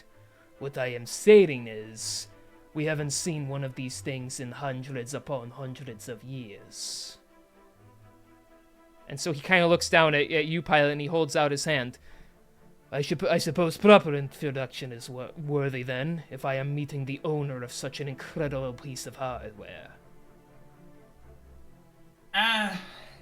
Yes, of course. My father gave me the role Pilot, but it has since become my name. So, you can call me Pilot. Pilot, are you gonna shake his hand? Yes. Okay, he shakes your little kobold hand. It is a pleasure to meet you. As with you, and I'm gonna say that in Dwarven. he nods of like approval. Ah, you are a kobold of these lands. This is your home. I hope so. It's memories of it are a little hard. You have not been here for quite some time. I would like to question you about how long do you think you have been away from Dwarvana? Ever since I was a youngster, I've been away. I mean, well, for a while, I used Old Faithful here. It's doing a little bit of gladiatorial work in the suburban towns, I guess. General contraptions I went up against. Nothing incredible. If anything, it was just people built stuff to show me beating it apart, I guess. I imagine you've come a long way since then. Indeed. Arguably from the time you were here, Warforged were simply a concept we were trying to perfect. Now, and he gestures outside where you see them working like hand in hand with the dwarves down there, they are a crucial asset to furthering our production of our resources, and they make for a good line of defense. But we haven't been able to perfect the concept of being able to ride inside what... And, like, he stops when he's, like, thinking about it, and he kind of looks at the blueprints again and looks at the suit. Let me ask you, pilot. Have you ever heard of the Great Kobold Rebellion? Not really. Do you have any family in the area? I don't think so. Are you familiar with the term of the Wise One? Nope. Sorry, I don't think I'm answering any of your questions you're looking for right now. I'll be honest. I'm sorry. It is fine. Perhaps I can give you all a little bit of a history lesson. Over some 40 years ago, there was this evil individual. He was, or not even quite sure, he was some sort of tree man. He wielded the powers of the dead.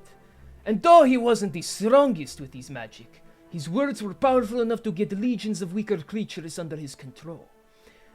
All this time ago, he stormed Dwarvana, before I was even chieftain, and he came here with an army of zombies, hobgoblins, and even kobolds. They devastated the lands and went to war with us. But one kobold, he was of the third generation, so they call it anyway, he turned on his master and sealed him away in his own evil book. That kobold was invited to stay here and help rebuild after being cast out by his fellow people. He assimilated here and had a family of his own. We benefited from several of his inventions, and we dubbed him the Wise One. Not to be rude to you or your people, pilot, but kobolds have the stigmata against them that they are not the brightest. But one such as the Wise One, his intellect was incredible.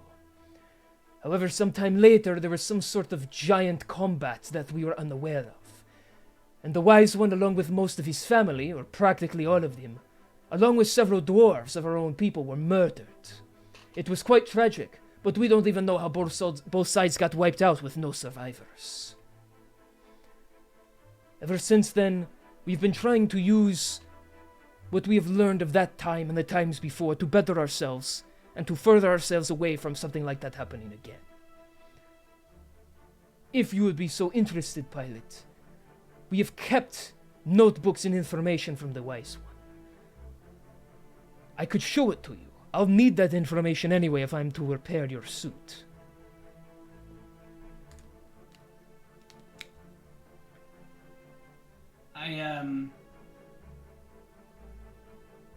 Yes, I'll answer anything you need from me. All right. Then, we shall go. Zangir, Of course. I need you to keep watch. This is going to be a private matter. Chieftain, I cannot allow you to go by yourself. Don't worry, I will be fine. And he kind of looks at all of you. Would you all care to accompany us? Of course. Yes, by all means. Wherever pilot go, we go. All right, Pilot's gonna hop back in Spaz Talk, by the way, and follow. that's fine. Then I will take you to the secret Dwarven information broker. And he pulls on one of the books in his bookshelf, and it just whoosh, like slots out, and you hear a mechanism turning as the bookshelf slides out of the way, and there's a spiral staircase leading up the mountainside. Ooh. With continual flames lighting the way, he leads you up a couple flights, till eventually you come to this little stone room at the top. There's some flames in here. There's no windows or anything. It's completely embedded in the wall. But there are dozens upon dozens of scrolls and books. It's like a mess in here. Only the chieftain is allowed access to up here. It has all the information on all the various devices we have either invented ourselves or come into acquirement. The Wise One himself has given us several great inventions, the blueprints of which we keep in here, such as if you've ever heard of the crane. It is the rope and pulley mechanism on a long steel beam that we use to lower and pull things up. When you use enough leverage, that is what the Wise One called it, you can use this just small little wooden stick and rope to pick up some very heavy things individuals would acquire dozens of to do so. That along with some other things. There was also talk, and he's like flipping through and he pulls out some papers, about a certain warforge that he discovered that had the capabilities of being hollowed out and piloted by an individual. I always thought it was just a crazy idea, but now that I am seeing it in truth, I believe there might be some sort of connection. Where is it? Ah, here it is. And he holds out a piece of parchment that looks not too worn compared to the other stuff. This here. I don't know if it will have any usefulness to you. But pilot, this is the last thing we have on record of the Wise One writing. And it is some letter he addressed to who he deems one of his own. I don't know if this is of any interest to you, but you're welcome to read it while I try and find the other documentation. Yes, of course, let me see. Alright. So, it is a letter, and at the top it says to Bareth. That's who it's addressed to. Okay. It is written in Dwarven, actually. And you're gonna read it? Yep. Okay. I'm gonna... I know that you are the youngest, and at this time you feel as though there is not much you can do. But my son, there's a strong mind in there. Your commitment to helping others and learning new things is unrivaled in this nation. Without your help, these inventions of mine would struggle to find their usefulness. We tinker, and I see your ideas and passion grow. You one day will become a great inventor as well. When you are older, I shall urge you to go out and take the Spastok unit to explore the world, learn new techniques, make new friends, and truly discover who you want to be. But be careful, for there are good and evil people out there. I once made a big mistake, and sided with a being known as Thrundryle the Evil. I feared his power, and though he was stronger, I was smarter. I was able to correct my mistake and seal him away. The corrupted heart, a tree, was his weakness. That man holds a grudge. Should he return, he may come for us again. But then we will use our minds together to stop him once more. Even as you are now, I see the man you are becoming. Do not doubt your potential and the willpower you have. I have truly enjoyed the time we spend together, my son, my assistant, my pilot. Know that wherever in the world you find yourself, your family is always with you. Forever with my love, Father. Aww. That's Damn. really cute. That's actually like fucking adorable. What the hell? Do I remember a Bareth? Bro.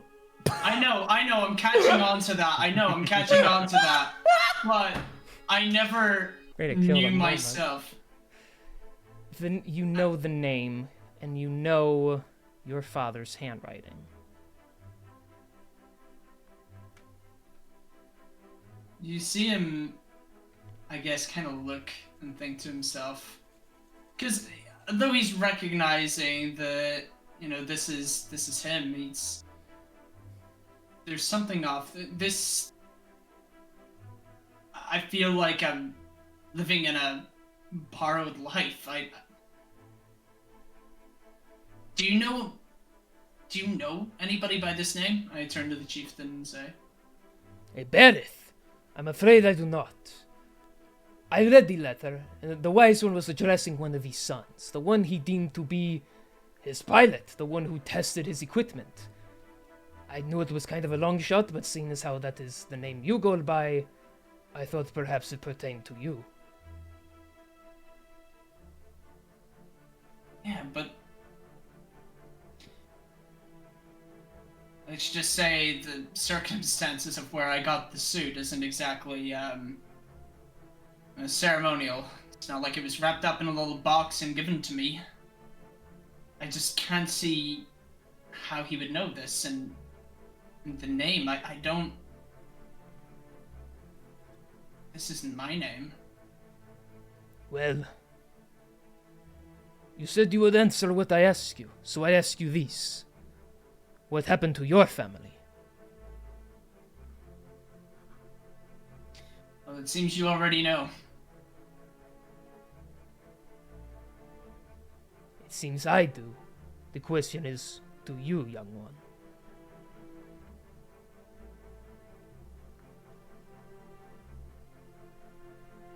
What else do you have?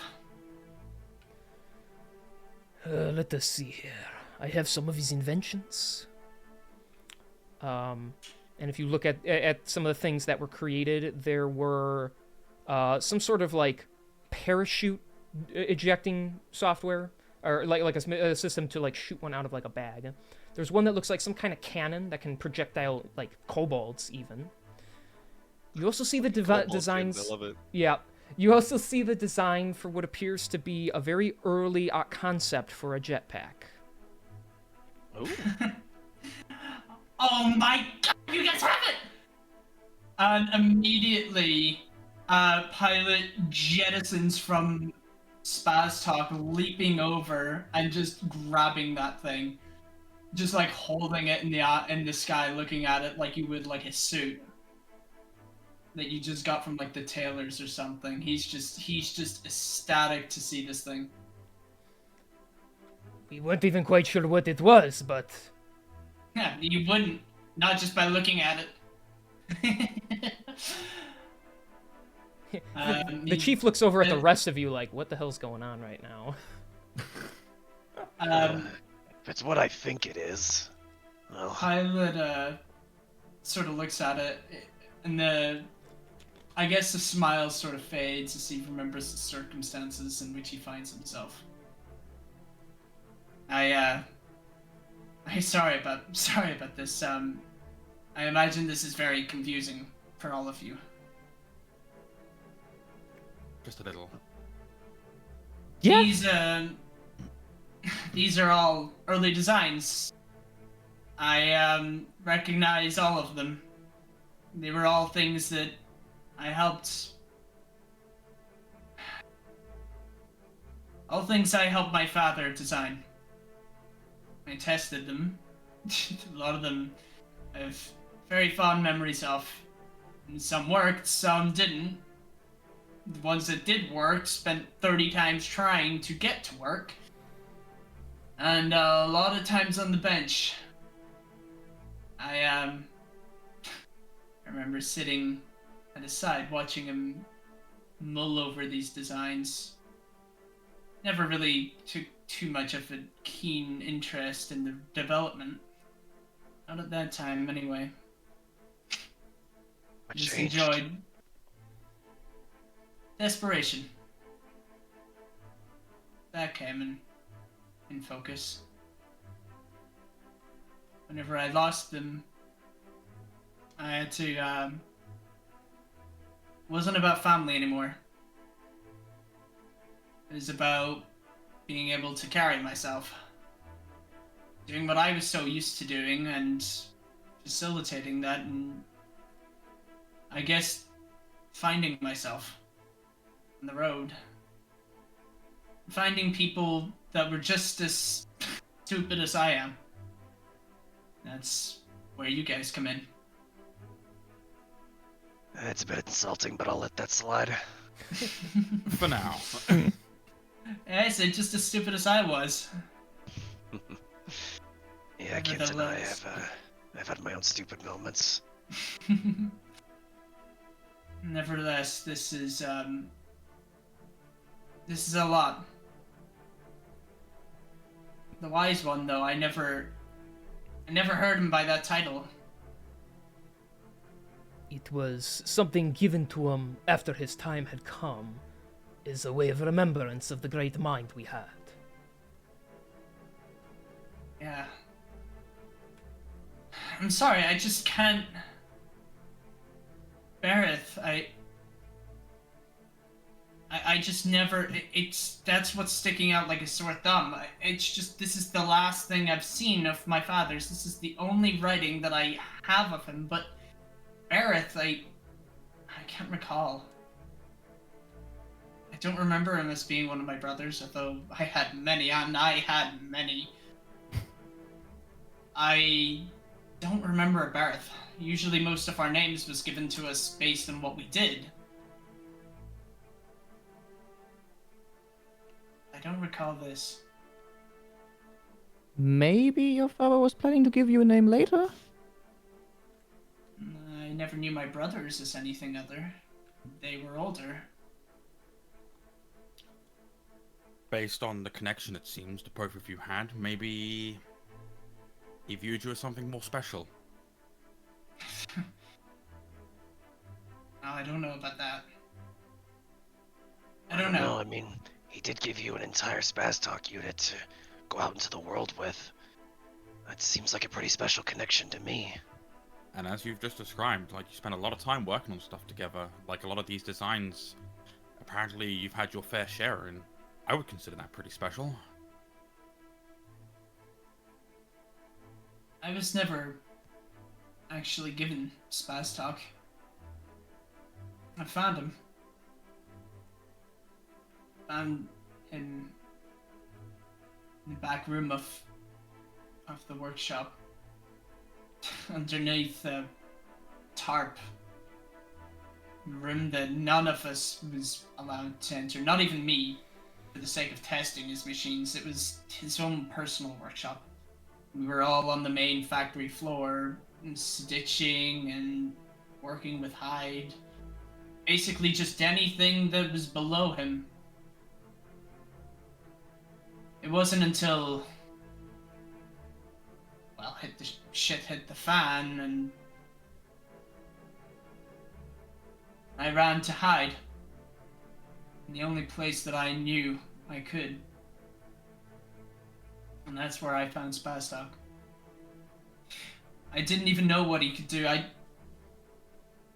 just climbed inside and covered my eyes, and I waited until it was over. So what was over? Until the scream stopped.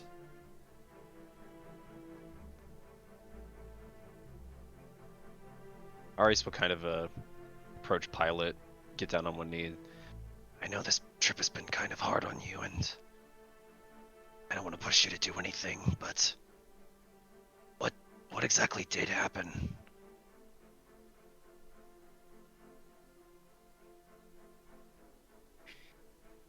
They came for us. So many of them, 40, 50, I don't know, but they were ruthless. They tore through my brothers. I couldn't bear to look. I don't know where any of them went. I ran to that room and I hid.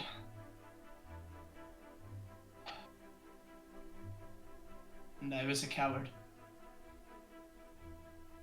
Just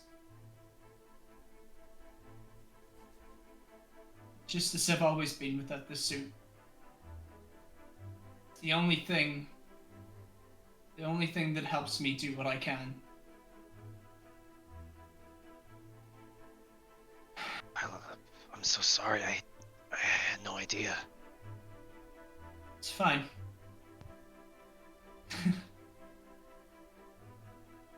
I just, I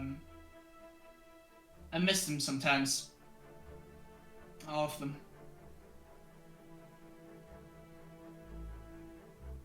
We, potentially if we have a body somewhere, if we stay here until tomorrow, I can try and let you speak to them. If there is a grave somewhere, maybe. I have magic, and I would try and help you if you want to. They're gone now. I would like them to rest. I am here. Whatever battles I face on my own. I want to prefer them as memories rather than just another means to an end. What happened has happened. Now I am still here. I have my own family now. You're damn right you do.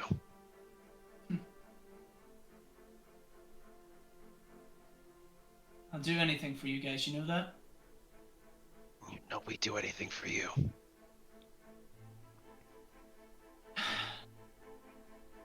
So let's get these arms, legs, and a bucket and get it fixed.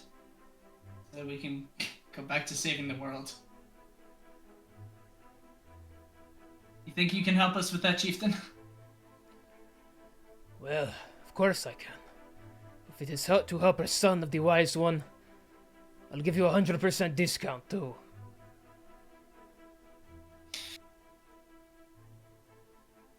You're my home. All of you dwarves, you were so welcoming to us. I don't remember what was going on. I just remember growing up on these streets. You were all my friends. You always looked out for us. I will never forget that.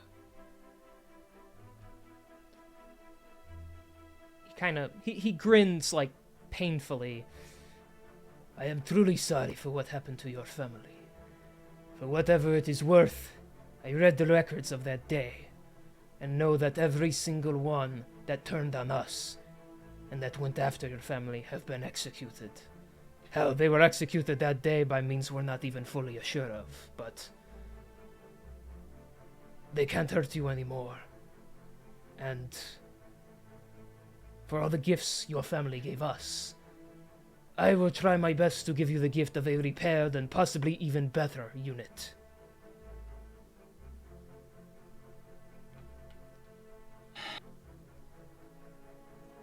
He's everything, absolutely everything to me. He is me. He lets me do what I want and to look out for those that can't do what they want sometimes. I need to do the best that I can. Please let him be able to do the best that he can for me.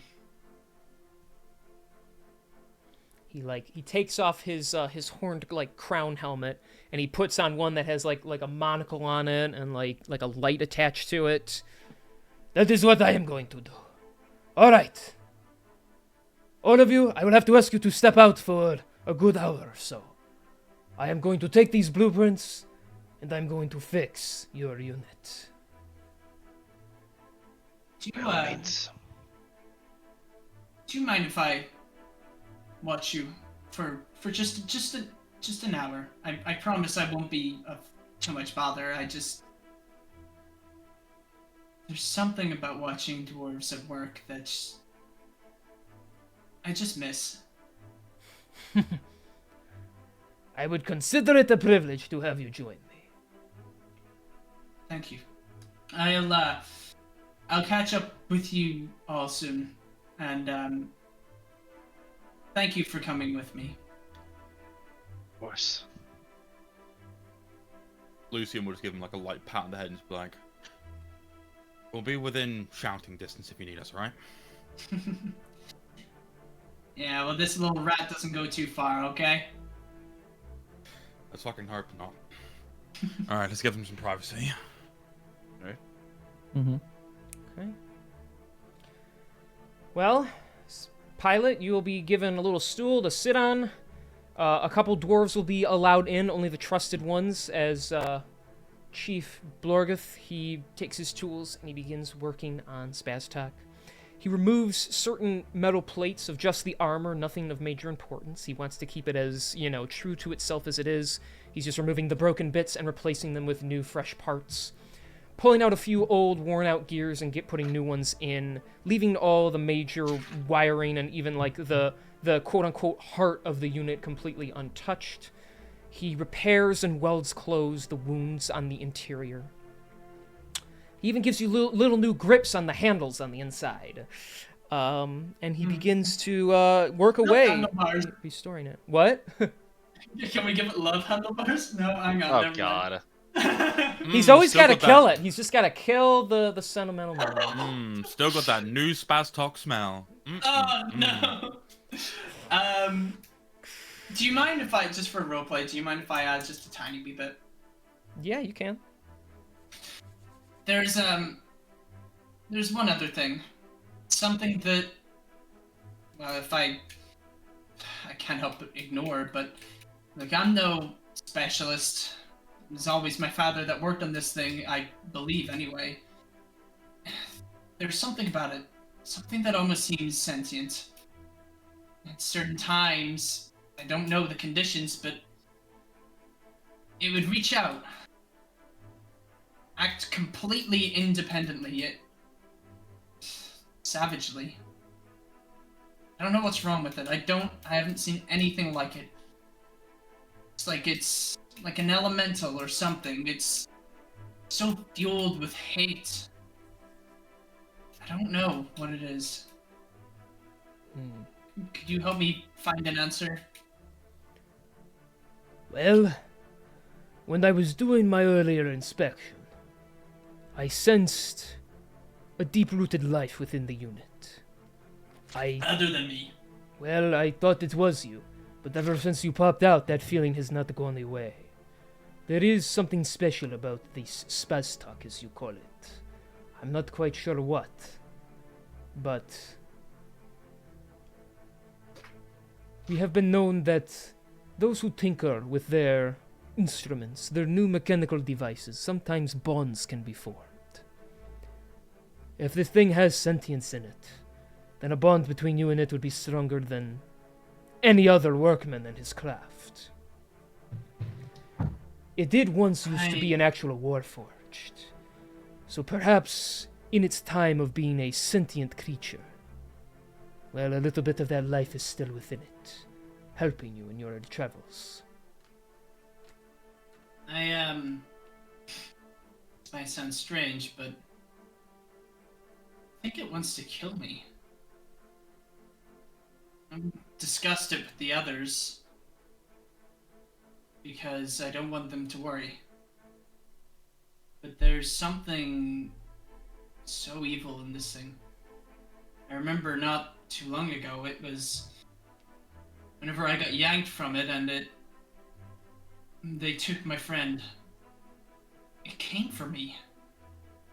Not came for me, came at me. It was strange, and it's not the first time I've seen it. Despite all the things going on around it,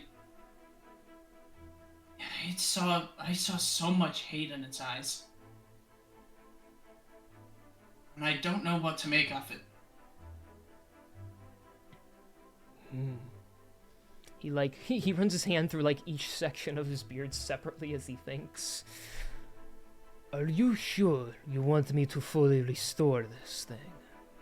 If what you say is true, I could very well be repairing a monster.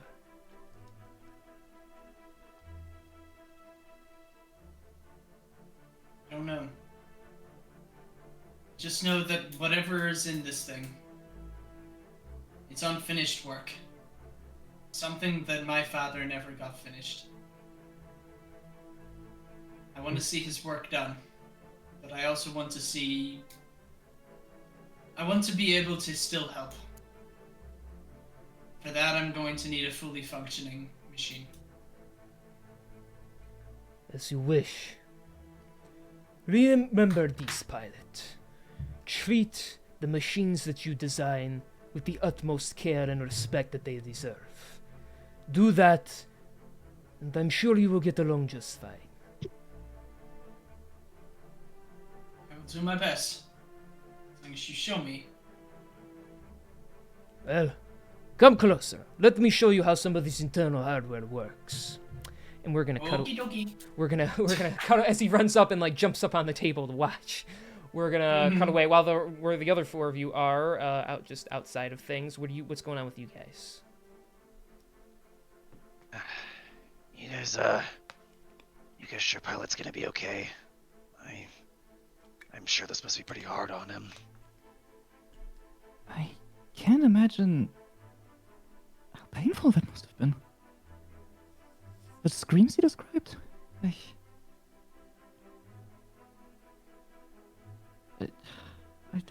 worry for him.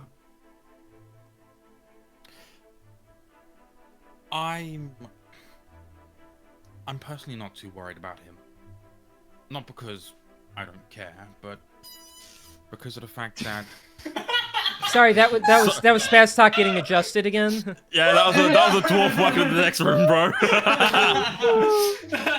It was the stool. I swear it was the stool. Oh, come on, guys, you can't do this to me again. Oh. Not because I don't care, but because after spending as much time on the road with him as we have, while this might be his hardest personal challenge to go through, this is just another stepping stone for him. He wants to become, you know, some kind of adventurer, like what Arius was. This is just a part of that. Like a phoenix rising from the ashes, you know? I think he'll be alright. Yeah. And even if something were to go wrong, we're right here. Exactly. Anytime he needs us. Yeah. Well, they do say tragedy makes heroes, so... Also makes for fantastic storytelling, apparently. I don't know about you, but I've had my own personal fill of tragedies. Yeah, we don't need any more, but... you know, it's Yes, just... I hate God, bro. Don't forget who's Don't forget who's overseeing this show. So. But just knowing that we're in his corner for him when he needs us, whether he asks for our help or not, we will be there for him. I'm a little surprised. He doesn't want to try talking to them.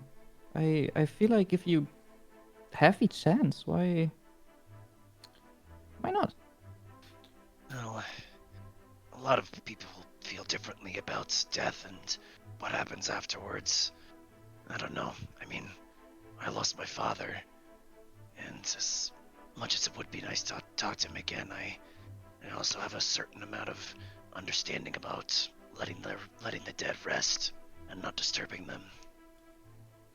Could also be a matter of not accidentally wanting to find out more than you can handle.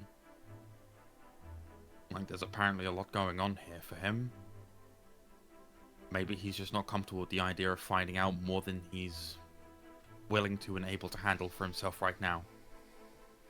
Yeah, it does seem like he's kind of repressing certain things.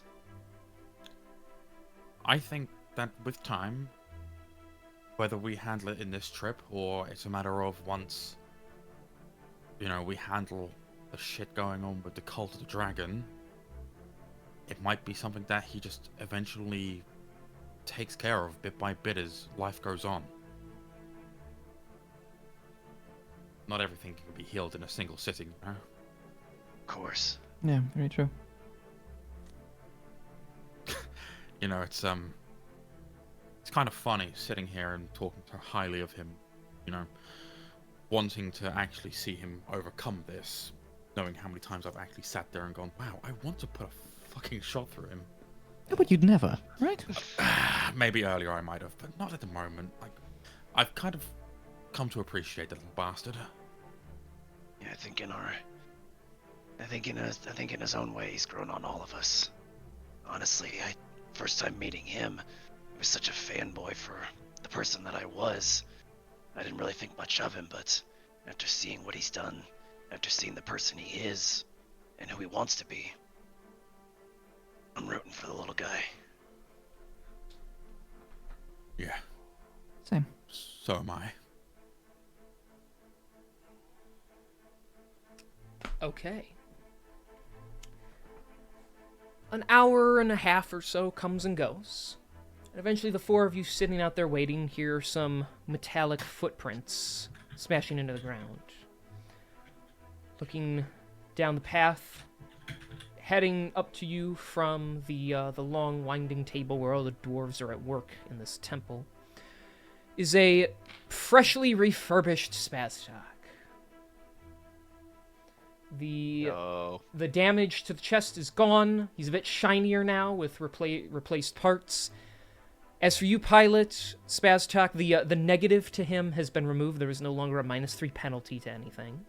Yay! It does no. He no longer squeaks when he moves. The reaction time is back to normal. Honestly, the gears as you move them feel smoother than ever before. And what the chieftain told you before he finished, he found an enhancement that your father had planned to give it. And so now it's just a little change, but your thunder gauntlets are now, instead of 1d8 damage, they are 1d10 damage. Ooh. Yo, let's Oh go. shit! It was Major. It was a physical, like, weapon enhancement that he intended to give it, especially considering he wanted to send you out at some point into the world. So now those gauntlets have been enhanced and improved to be a little more effective. Do they Nice. perhaps count as a bonus action now? Nice. No, that's exclusive for Kieran. That's Kieran's special ability. I'm just gonna remove bonus actions. I mean, Once a turn, I can use Pilot as a bonus action, and he can do 1d10 for me. Yeah, he holds out his fist, and I just push him into the bad guy. You know. Hell yeah! Oh, Well, looking good as new, bud. yeah. I'm feeling better than you. It feels good. We're back. So what now? Catapults, something like that, right? Yeah, mountainside catapults being run by giants, apparently. Yes, that's the Goliaths. They're still fucking huge. That's true. thing. You know, Oh, thank you. we don't have to leave just yet, do we? If you want to stay for another day, I'm willing to stay another day. I'm wanting to spend some Yeah. time here. This is your home, after all. There's a lot of little things here. I mean, the dwarves, they've got some fantastic produce. I mean, we could always see about, I don't know, buying, selling. There's plenty to do here. True. This is one of the most advanced civilizations in terms of crafting mechanics. There's bound to be some pretty impressive stuff here. Yeah, And- right. Anything to give us any sort of boost. Also, some course. pretty neat souvenirs and whatnot to remind us of this. Yeah, I think so. I don't exactly like the idea of splitting us again, but After No last one's- time, we're not leaving each other's side, okay? I don't like the idea of maybe having my other arm cut off, okay? All right, look, there's no cultists here, okay? You Not that you are now. No, I don't believe anything. all right. Well, I said there's no cultists. That doesn't mean there's no zombies or werewolves or vampires here. Yep. So. So we're staying together. Ayo. Can we, by chance, well, if y'all want to do your thing, I would like to, thought about maybe what Zelia said there. And, I'd like to maybe visit the graves of my family. Not to disturb or anything, I just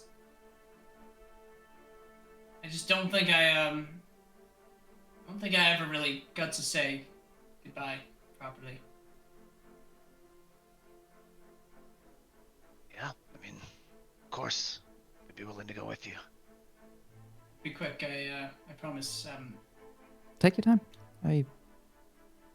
And I assume I'm gonna need to ask is the chieftain about it all? Or- Yeah, he comes out Is that wiping his like- brow. He's all sweaty. Some of my finest work, if I do say so myself.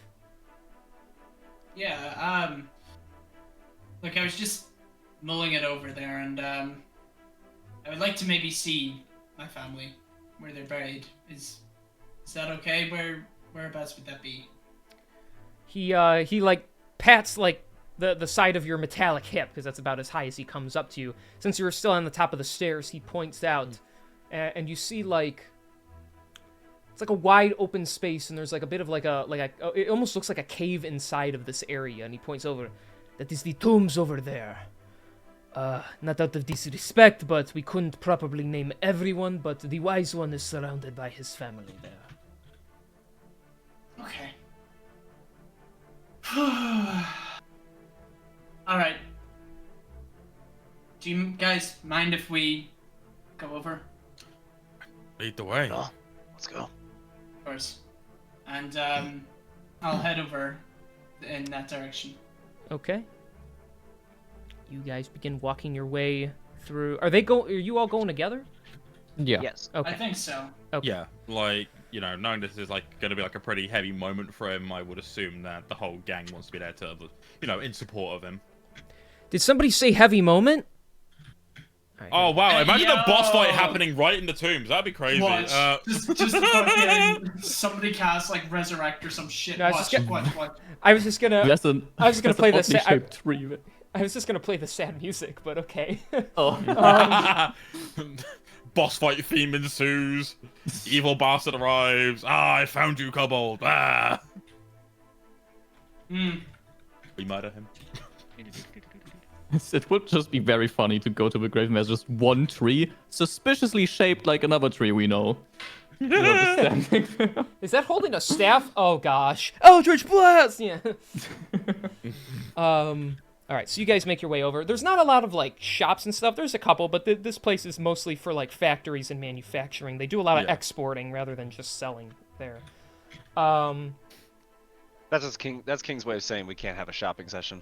No, I it's will not just say, I will just ask as we're walking by, can I take note of any of like the storefronts to see like if anything might seem a bit more, I don't know, casual, like general, like sales, like think a bit more. There is a general like there's like a general market where they have some basic supplies and or food that you can buy as like rations. There's a couple places to eat. There's also like a blacksmith for like actually making things for like guests to the place. But there's no magic shop or anything like that here. I wasn't thinking more so that. I was thinking more so like, you know, is there anything that like, you know, might be like, I don't know, like how you'd like have like a jewelry shop in like Alakara, like something like that, but like more so accustomed to dwarven customs. Yeah, I'd say there's something like that. It's not really where they sell jewelry, but they do have like it's Shiny almost like rocks and shit. yeah, it's like a mined resource It's shop. like it's like You know, a refinery. I'll keep note of that then. I'll keep note of that. Okay. I'll come there like after we've had like the lovely heartfelt pilot moment. I won't keep you. I promise. Oh, don't worry about me, bro. Fucking. I'm taking note of the shop. I want to pay attention to what's going on with you. All right. So then eventually you all head over to the tombs, seeing the you know heavily produced and smoky Dwarvana. And you enter the tombs. There's a lot of. There's no map for this. Don't worry. So there's you know, it's not like necessarily. It's not gravestones on the ground. It's actually like plaques on the walls, and behind each would be where the individual was like sealed away in the wall. It's about like they're like 4 up high. There's a lot of names. Some are dwarven names. There's like a big important spot that's like lit up for the previous chiefs. There's even kobold names that you would gesture from times ago. Eventually you get to one towards the back that's like away from everything else, and it's almost given its own like space. And there's a good, you know, a little over a dozen plaques on this wall, and in the center there's a slightly bigger one with some golden trim around it. And it says Geo, the Wise One, on it.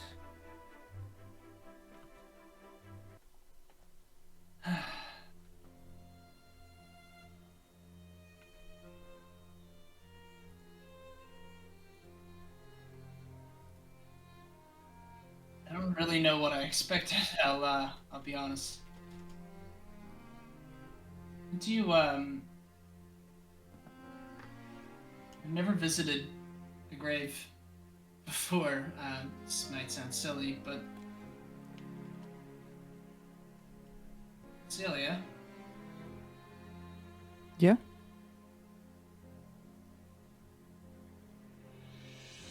What do you... You're a person of faith. What do people do whenever they come to grief?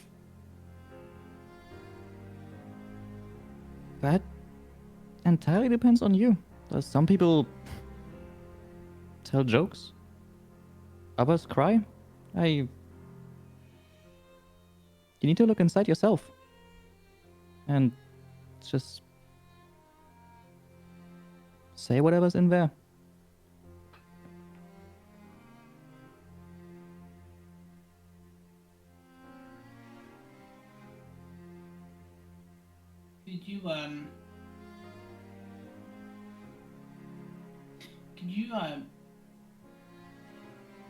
Could you say a prayer for me, for my family?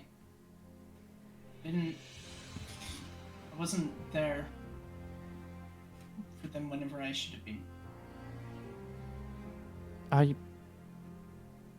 Sure, I can do that, but I will pray to my goddess. I hope that's okay. Yes, that's...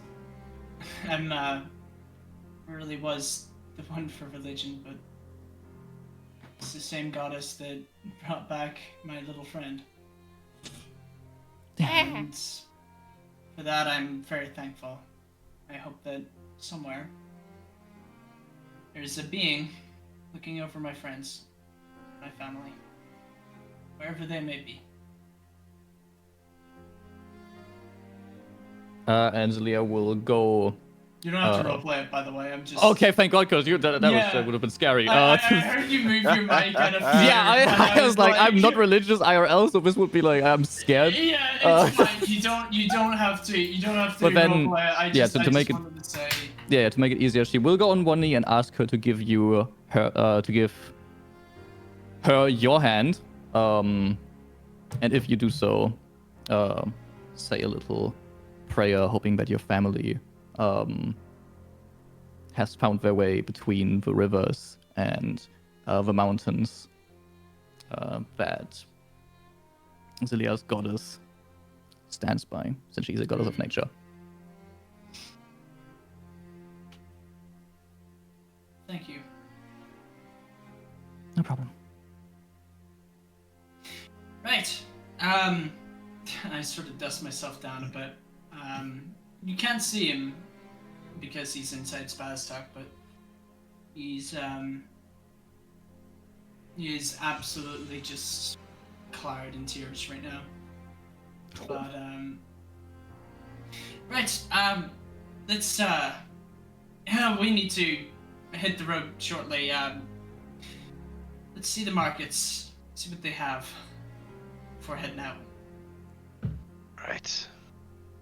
Unless, of course, there's anything anybody else needs doing. Arius, I would, we have that thing. Yeah. We didn't get a chance to work on it too much in Alakara before, Thrundra. Somebody wanted to get kidnapped. Sorry. No idea what you're talking about. I've been perfectly fine. I've been right here the entire time. Yeah. Right. All four of your limbs. Little lighter and less demonic on one side. Look, all I'm saying is, I cut down the calories. I'm feeling a lot better these days. Shed a few pounds. Feeling good. All right. Let's get going then. I will say something as you all start to head out. Pilot, as your face starts to dry from the wetness that has fallen upon you. As you try to shift Spaztak into gear to get moving, he does not budge. What? He stands there facing that wall. For fuck's sake, I thought he fixed this shit. You Do you do anything? I sort of, as I'm sort of getting angrier, I realize that this isn't a mechanical issue. Is there anything that gives that away? Because I mean, me as a character, less player, I kind of know that there's something more afoot here, but is there anything that gives away that, like, you know, everything should be working, this is fixed, Right. I saw it myself. Yeah, you saw everything get repaired properly. You felt it work as it should. The gears and the handles aren't stuck. How could they be? Because they have started to move on their own. Without your touch, the levers move up and down, and you watch through your little monitor and feel as the suit drops to its knees. Spaztak bends forwards and places his hands on the ground as he bows to who he deems as his truest master. That's so sick. I missed him too, buddy. Pilot, you alright back there? I think, I'm gonna get out of Spaz talk, and, I'm gonna put a hand on his shoulder, and, I'm gonna call back Tarius. I think, could you give us a moment, Arius? Yeah, we'll be outside waiting for you. Of course. Listen, buddy, I wish I could say that I know you. Yet we've been through a lot together. I don't even know if I can call you buddy. I wish I could say I know what you are, who you are, but I know that there's something up there. I miss them too. I miss them all too, and I wish that I could have. I wish I knew you enough that day to do something. But we have others. Other people that we can still do things for. Just know that you're part of the group too. I'm here for you as much as you're here for me. I love you. Oh. And I'm just gonna give him a tap on the shoulder and just say, call back to him, just say, if you need anything at the market, just give me a call. I think I saw some oil. I don't know. Who am I kidding? Take all the time you need. All right. I'm gonna hop down out of the doorway.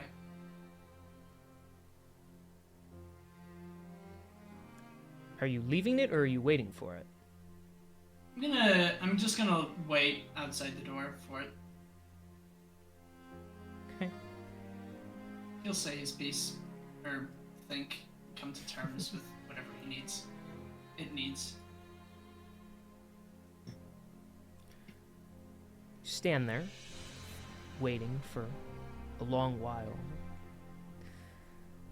Eventually, as you turn to see, if Spaztak's still there, he's standing just inside the doorway. Chest is open, standing up tall. Nothing else is moving. Looks like whatever presence was saying its piece has gone away for the time being. It is your suit once again. Alright. I'm gonna go kick some ass. I'm gonna get in and join the others. Okay. All right, enough of this sad shit. Come on, guys. Jeez, this is supposed to be fun. What the fuck? It's supposed to be whimsical and fucking cool and fantasy. God. Deep Where? depression. Yeah. I don't want to fucking hear it. You wanna know the worst part? Like, when King was describing, like, you know, like, it dropping to his, like onto his knees and, like, bowing, I felt that. Good. That was just a brief moment in my heart. I was like, oh, poor man. I hope he's okay. D&D, but the people we feel the most for are cold, lifeless robots. So Yeah, fuck the kobold. I care about the suit, bro. Spazstock's the main character, not pilot. Protocol 1, protect the pilot. Right. Oh, that scene Okay, hurt. Now I'm sad. I want to move this along a bit, guys. I'm sorry for the monologuing.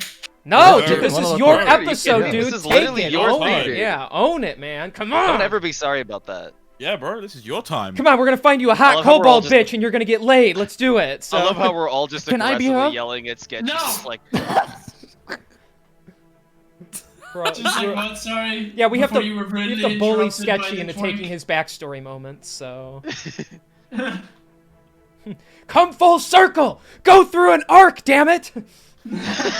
The rest of us embrace it willingly. Him, it's like, right, we gotta force you into this. You're going to take this moment. You're going to share some exposition and dialogue. You're gonna have a deep Listen, personal alright? connection with something from your past, damn it. I use my bonus action to force you to monologue. Oh, now you have to, because his bonus Yeah, I actions have are to. broken. It's Kieran's bonus action. Yeah. it's funny because you don't even have to. It's funny because like you don't even need a bonus action. You just need the command spell. That's all you need. Yeah. Not like I'm winning a wisdom saving throw anyway. Jesus Christ. I never do. Zalea, command him. Command monologue. I command you to feel emotion. All right. Moving along, so we can get brisk pace going ahead, so I don't have to. We aren't still playing at the start of next year, so we can start the next campaign that everyone keeps hounding me about. Anyways, moving Foaming on. at the mouth. Rather than role playing and me describing a bunch of shit, where would you guys like to go and do things? I'm I gonna don't go to know that anything. fancy rock shop. Yeah, I think that's kind of where we're all Okay. thinking. Okay, there's another. Yeah, shocker. There's another dwarf there, and he talks like a Scottish person. What can he do for you? Dwarves in Dwarvana? What the fuck? Yeah. That's so weird. Why don't you describe him in insane detail for us, King? All right. How many so, wrinkles on his face? How many crumbs are in his beard? Exactly how many gray hairs can So we he has see? 5 liver spots, 2 of which are on his giant round schnoz. He has a long flowing brown beard. He has curled brown hair coming out of the back. He wears chainmail armor, even though he doesn't look like much of a fighter, because it's slightly bedazzled. So that's all you're getting. Love that. Neat. You know what? I appreciate you for even doing that much. You're welcome. I'm not But anything if genuinely. not willing to adapt. So, So what kind of shiny rocks has he got on offer? well, let's see. He's got 2. They hang kind of low, but that's because he's older. Oh, you meant the rocks in that he's selling. Okay. No, I want to know about those rocks. It's pretty cold in this building, so you know. Anyway, They're not hanging as low as they should be. Yeah. All right, I'm gonna stop now. Anyways, fucking hell. So You just started. he shush. He sells various things. You can buy just sheer iron and steel, like in sheets or in like large moldable mounds. Excuse me. He has like rocks of like gold and platinum. Of course, they will cost, but if you needed something like that to turn into something, basically. What are you looking for specifically? I'm mostly just looking for like something that would like not like a full rock of something, but something that like looks like it contains elements of. So like you know how like you'd like find like ore with like bits of gold within it or whatever. I think it's something like that. Just looking Okay. for So you're something looking that's- for ore of something? Yeah, just like just something like you know something that I can like keep as like a souvenir of this trip. Oh, okay. Yeah, there's mined like that you could be used for smelting or just holding on to, like ore of gold, ore of silver. Let me think. There's fucking what do I have written down here? I don't even know. How big would you say the ores of gold are? I mean, they're like the size of your palm or something. They're not huge. So How much? Oh, how much? Yeah. let's see. You wouldn't get a ton of gold out of it, so they're probably like 10 gold. I'll buy 5. Damn. Okay. 50 Damn. gold, please. Yeah, I'm handing that shit over. All right. Here are your ores, good sir. How many people are on a party? 1, 2, 3, 4, 5. Yep. Yeah, you're never gonna believe this, but What kind of does he? Do they have any gemstones, perhaps? A couple. That's not what they specialize in, but he does have a couple small-esque diamonds, couple sapphires, actually. That's the one thing they kind of specialize in down here. And some You topaz. You said they had gold ores, but they don't have, I assume, any like that same kind of like silver and well, I don't remember what the other metal was, like multiple sheets essentially, to where we could like craft with it. Do you? Oh, you could buy you could. It'll be way more expensive than a sheet of metal, but you could buy like smeltable gold and silver if you wanted. Okay, yeah, I. But it does yeah, have to Arius be would high definitely- quality for you to be able to morph it into, objects and stuff, so it could be pricey. I was gonna say, I mostly just want something that I could use my jeweler's tools on to make a piece of jewelry. Okay. I would like gold of some sort.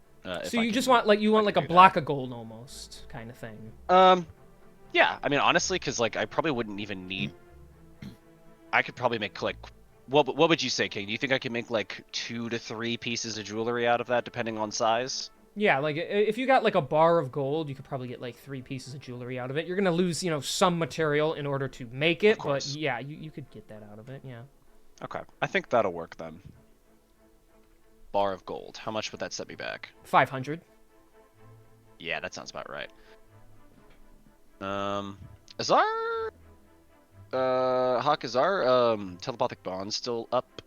Yeah, that's pretty much up permanently. And how much what's the conversion rate from platinum to gold? 10, I think, right? Yes. 10 gold 10 is gold 1 for platinum. Okay.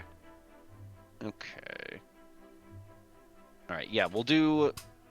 I'm gonna talk in my mind specifically to Pilot, giving him the price. How much for one of those small diamonds, by the way? A small diamond will set you back roughly, yeah, like 100 gold. Okay.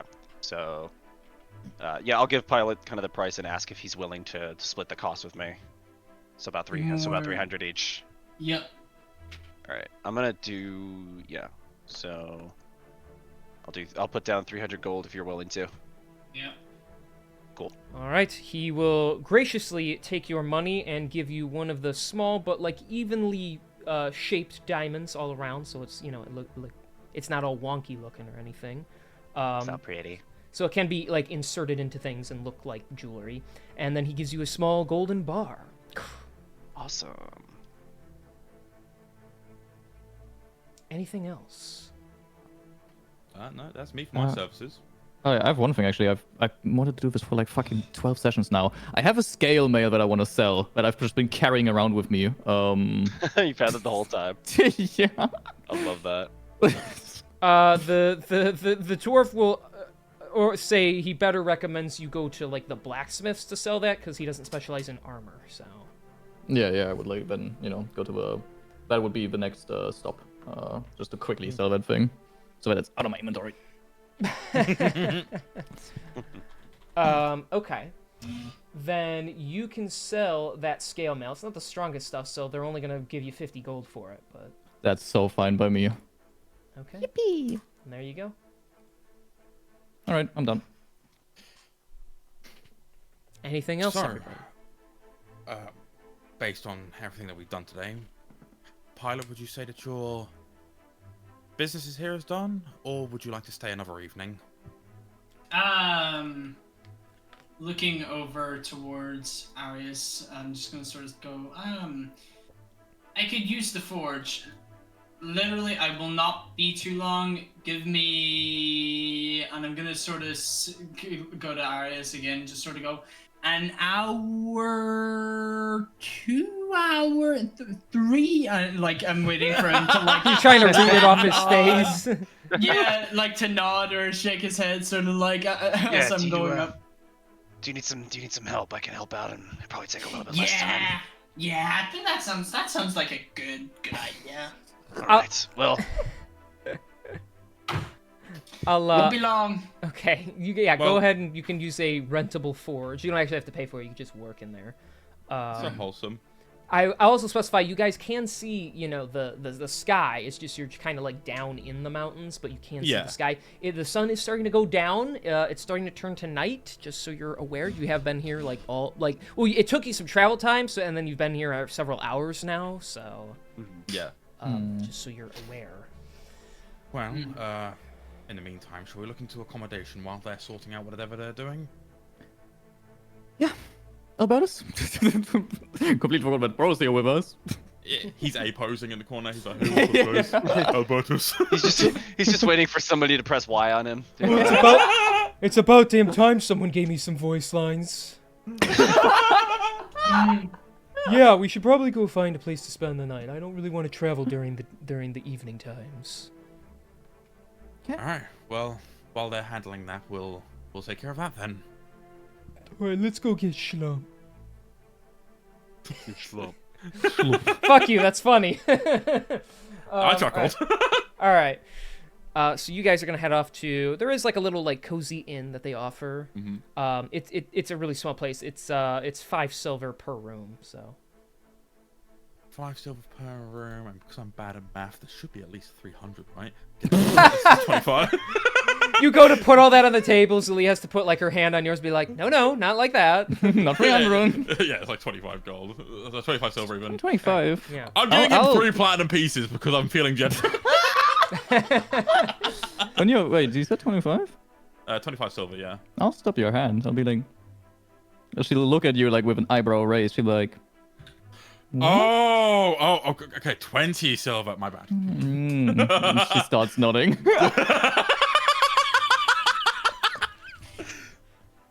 Ew. Flirt on your own time. If you want the one room, just get the one room. I don't want to be here for this. I'm making Alberta sassier than Sheldon, so that's just So yeah, we'll go into Lucian's ear. Someone's jealous.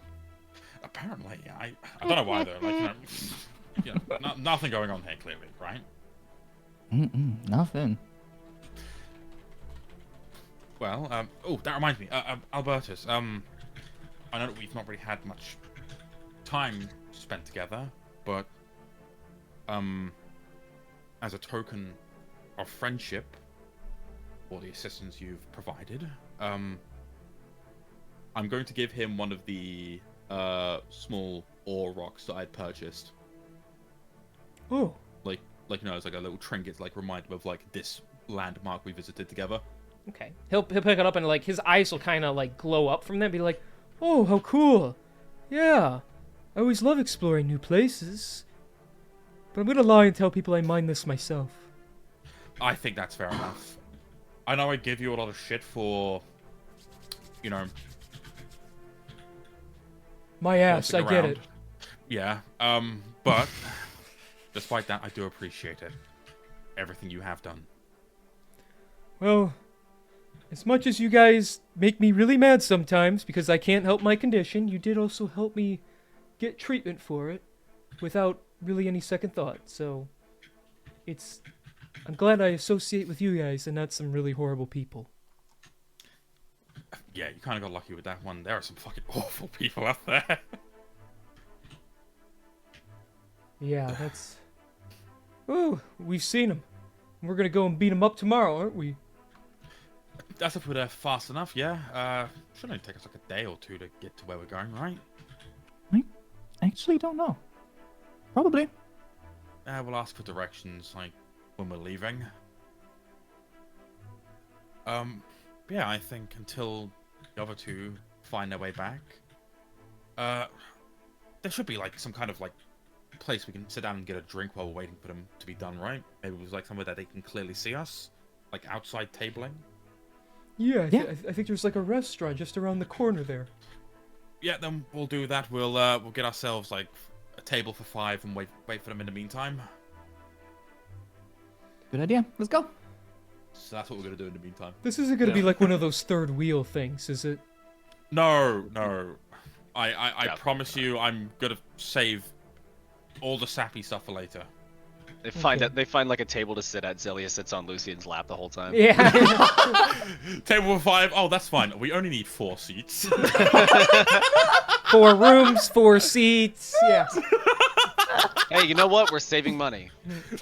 Sir, here's a seat for you and your girlfriend. Why does she need a chair when I have a perfectly good face? Come on. So. Motherfucker is spitting. Straight facts, man. All Never I'm saying agreed is, with anything more in my life. Holy Thank all you. I'm saying is, in this chair economy, we've got to be very, very conservative with our seating. So the lap and the face will do perfectly fine. Sorry, I'm a sorry, I'm a chair servitor, so I'm just gonna sit with her. I'm conservative. Yeah. Oh my god. Oh no. Fucking abysmal. I love this. Oh, what have we done? I have to kill time while these two are busy smelting and pounding away at each other's metal. Metal! They're pounding away at each other's metal. I mean, considering Spazstock's still made of You know metal, what's I'm still funny? giving you side eye. Damn! I was gonna say Spazstock's made of metal, and my big thing is like making jewelry and fucking swords. So yeah. Exactly. Wait, you fuck yeah. swords now? Oh my gosh, this is getting weird, man. what? I mean, Listen, man. if you're brave listen, man. enough- The ritual I went through to make my sword was quite intense and quite personal. That could have fucked it for all you guys know. Careless Exactly. Whispers playing, he's It- kissing along the blade. Bro accidentally got soul bonded with the sword instead of sword bonded, so now it's just kind of weird. So My god. if he doesn't ask it how it is once a day, it just stops talking to him. So You guys ever heard of sword bondage? You mean sword bonding? No, I mean sword bondage. right. Let's move on.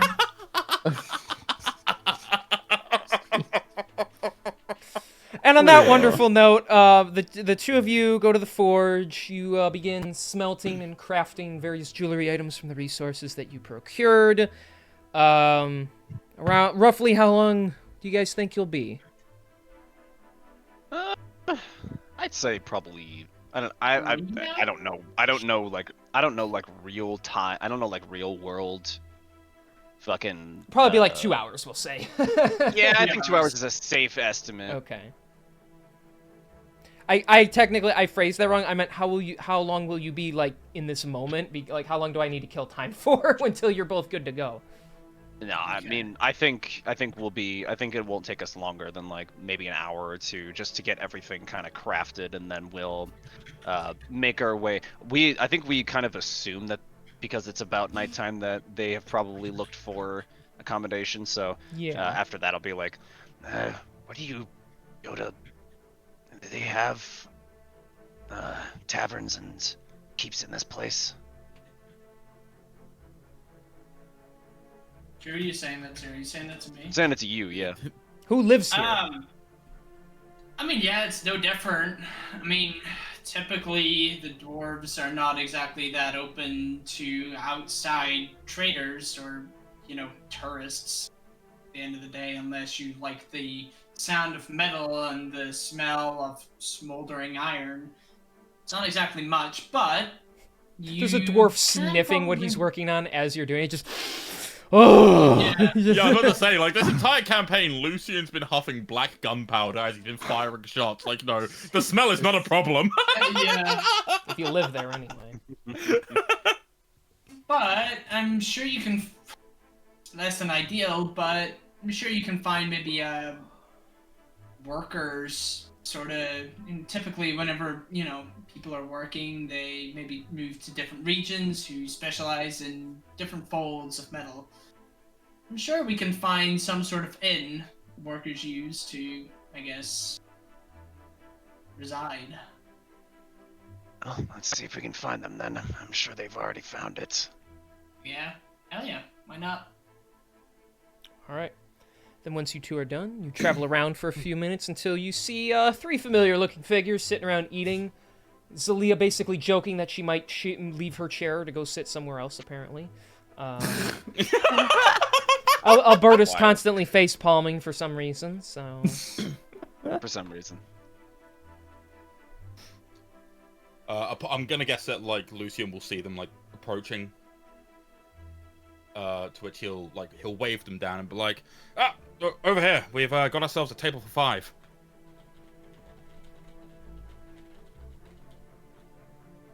I guess I'll go fuck myself then. Yeah, it's like nobody responded to him. Sorry. I got totally absorbed in something else. Yeah, we'll catch you and then walk over to the table you guys are sitting at. Alright, I don't know about you, but I think I've had my fill of excitement for today. Yeah, I think so. God, it's weird being back here though. Must be nice though, right? Yeah. Oh no. Yeah, okay. It is nice. It's bittersweet. It has. It definitely has. Just, yeah. I don't know if I'd settle down here, though. I mean, let me explore the rest of the world, and then I'll get back to you on that one. Well, you got plenty of time to do that. Which, on the subject of time, Lucian will pull out the two of the rocks that he purchased, and offer them to Pilot and Arius. I got these earlier just to kind of remind us of the journey, and I want you both to have these. It's nothing massive, admittedly. It's not like some huge gesture, but it's something. Oh. Thank you. Thanks. Wait, hang on. Outside of character, what rocks are they again? They're like rough ores of sorts. Like, no, they're mostly rocks, but with like bits of gold within them. Nice. Thank you very much, Lucian. I appreciate this. I figured that, seeing as though we're in a city that prides itself on its mining and manufacturing, a gift that reminds you of such a thing would be nice. Oh, that's best you could do as a rock. I'll say. Nah, I'm only kidding. That was really nice of you, Lucian. Thank you very much. And you don't see it, but he puts it in a compartment inside of his Spaz talk. That the only thing left in it is a old wilted little dandelion, and he puts it in the little box. Aww. He still has the flower. Yeah, with the flower from like episode 1, basically. Love that. Well, I say we get something simple to eat. Then I don't know if anyone's got any other business that they need to attend to, but I'm feeling rather tired. Do you think they eat rocks here? Well, it's either rocks or it's like, some top quality like cave game. You know what I mean? It's. How do you think I got so smart? By eating rock? No one. Yeah, that's my secret. That Eventually, makes sense. eventually, a lady dwarf comes by and puts a bowl in front of each of you. Soup of the day, and so it's just something that's complimentary. So, and no, there's not any rocks in it. Oh, Damn. Unfortunate. Where's the crunchy bit? It's charred meat inside and some vegetables. So. So it's soft rocks. Gotcha. I'll give you a soft rock. I swear to gosh. Buy me dinner. Oh wait, no, we're already having dinner. Never mind. I was about to say buy me dinner first, but that's been covered. Hey, Pilot? Mm-hmm. Can you get Sheldon out? You should probably eat as well, right? Oh, yeah. Hey, Sheldon. I just take him like. Sorry, I'm just typing. Yeah. I take it out of Spaz talk and just sort of. I love how I call it.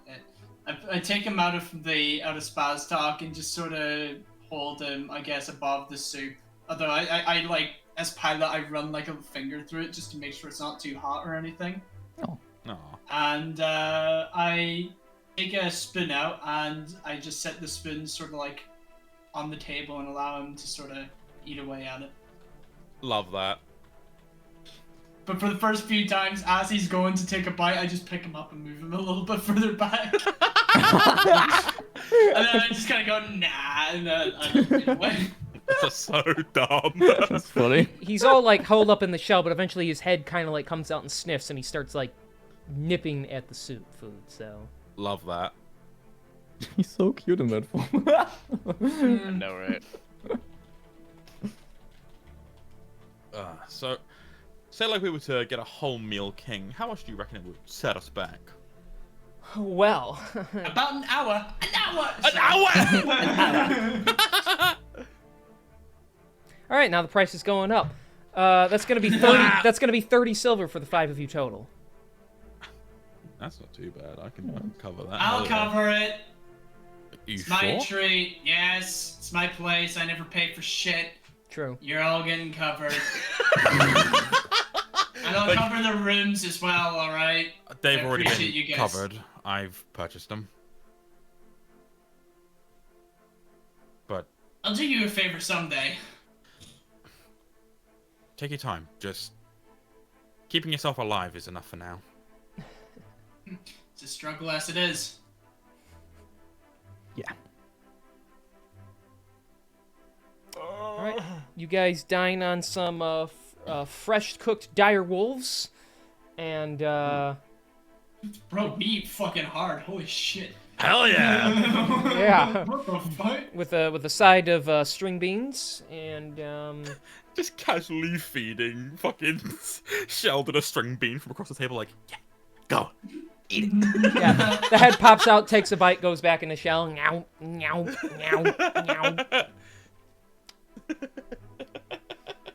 And you guys enjoy a very nice, warm, and pleasantly tasting meal. Hell yeah. Awesome. Huge. Love that. Nom nom nom nom. Nom nom. Nom nom nom. Oh, gotta say, that was pretty damn good for wolf meat. Not bad at all. I miss Something being against able to wolves. taste things. What is the point of you eating? There really isn't. I guess just for show, isn't it? Yeah, pretty much. I gotta say, I don't think I could ever live without being able to taste. That would fuck me up. Yeah, well, I guess if you want to be by technical standards, I guess I'm not living with it anyways. You know what, fair enough. Saw what you did there. I must say, after such a meal, I am feeling tired. So I think I'm going to retreat to the accommodation I've arranged for us for tonight. Yeah, I got some things I want to work on before taking a rest myself. Well, it was lovely to spend time with you in the city, and I guess we'll, I don't know, see each other in the morning on the ground floor in that inn. Indeed. Have a good night, everyone. Good night, man. Oh, good night. Good night. Good night. All right. That Well, Lucian will you going to head bed? his room. Okay. Yeah, we're all, yeah. You're both going. Yeah. Okay. Celia was falling asleep at the table already a little bit. She's Fair tired. They think they're tired. They're not the ones who've been pulling their asses around all day. Fuck.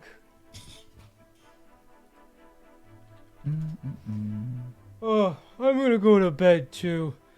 And I swear, if I hear a bed rocking in the middle of the night, I'm killing somebody. Jeez, that seems a bit excessive, don't you think? Well, it's more or less so the metaphorical kill. I actually don't have it in me to kill anyone. Not those guys anyway. They're allowed to be in love. But at the same time, I could do without the interruptions. Great, now you're calling me out on my empty threats. And he just kind of storms off. Love that. What a guy. What a character. What a character. Oh, God.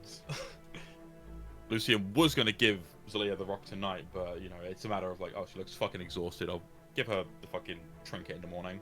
Okay. Yeah, she just like flops down face first on the bed. Damn.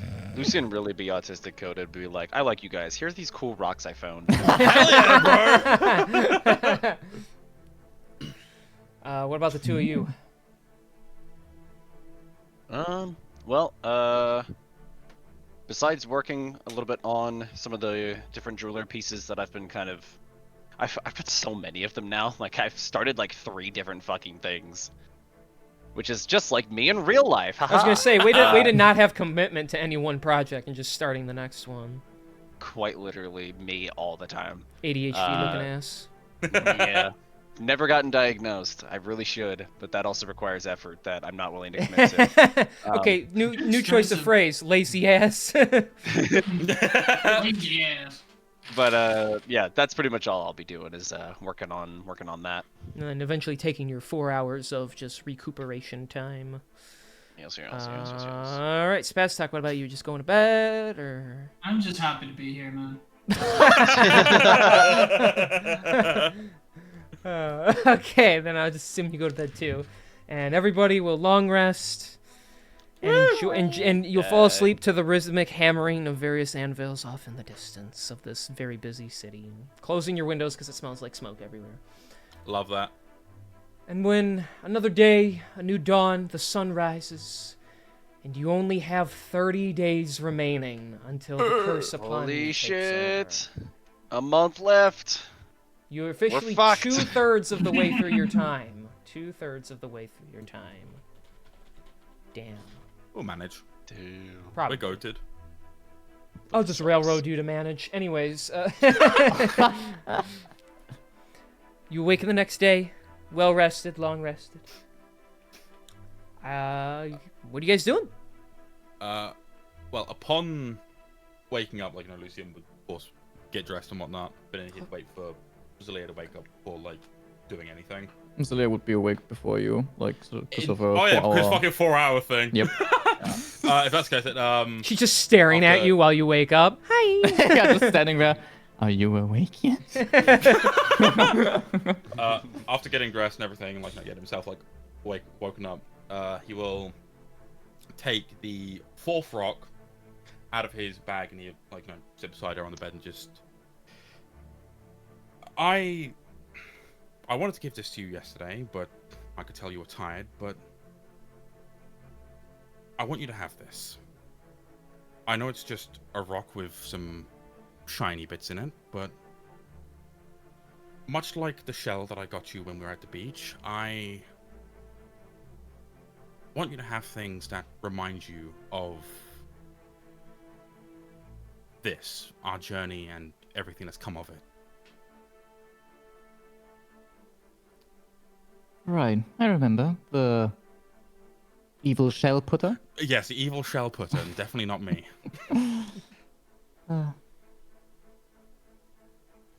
Thank you. I mean, I'll live with you. Were you with me? For... I don't know, another 80 years? But... Yeah, I've... You know what I've never thought about? What? I'll live for another 500 years after you. I'll have to see you die. And that is something that breaks my heart to think about. Which is why, even fairly early on with the beach trip and now with this, I've been wanting to give you small bits and pieces. Because I like the idea of, even if I'm gone, you will still be able to remember everything that we've done. And hopefully a bit of me will still live on through these.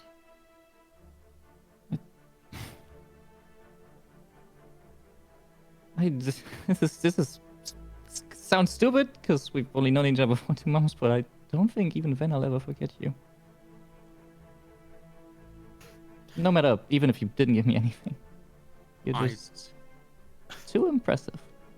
I don't think that sounds stupid at all. I'm very thankful that we woke up in that prison together. Despite how weird that sounds, everything that's come from that, I would not change a moment of it. I wouldn't either. And we have things to deal with first. Yeah, Anyways. we've still got like 30 fucking days of this curse to deal with before we can figure out what to do with the rest of our lives. Yeah. Hey, and if we get cursed, maybe we can, like, dominate the world together. Who knows? For each other. Plan B, okay.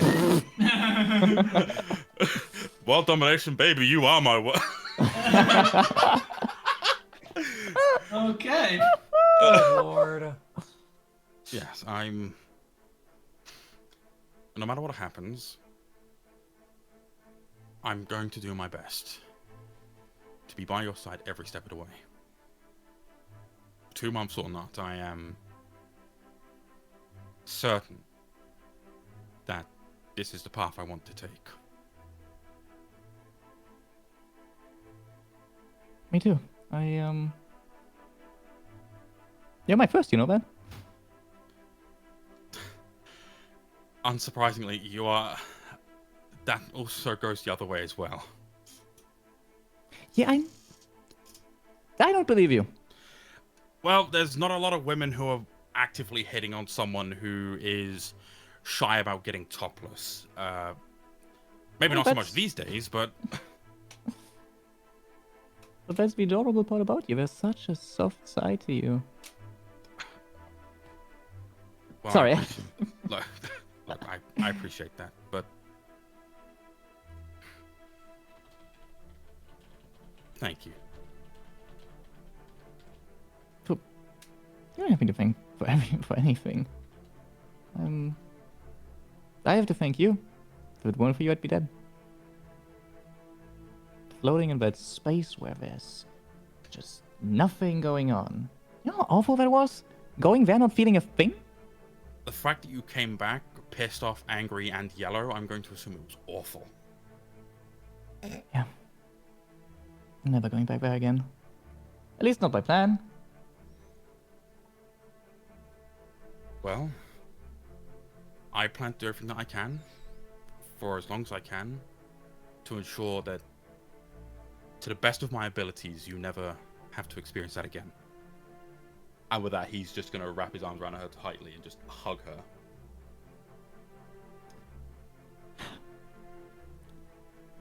Lucian Lucidal.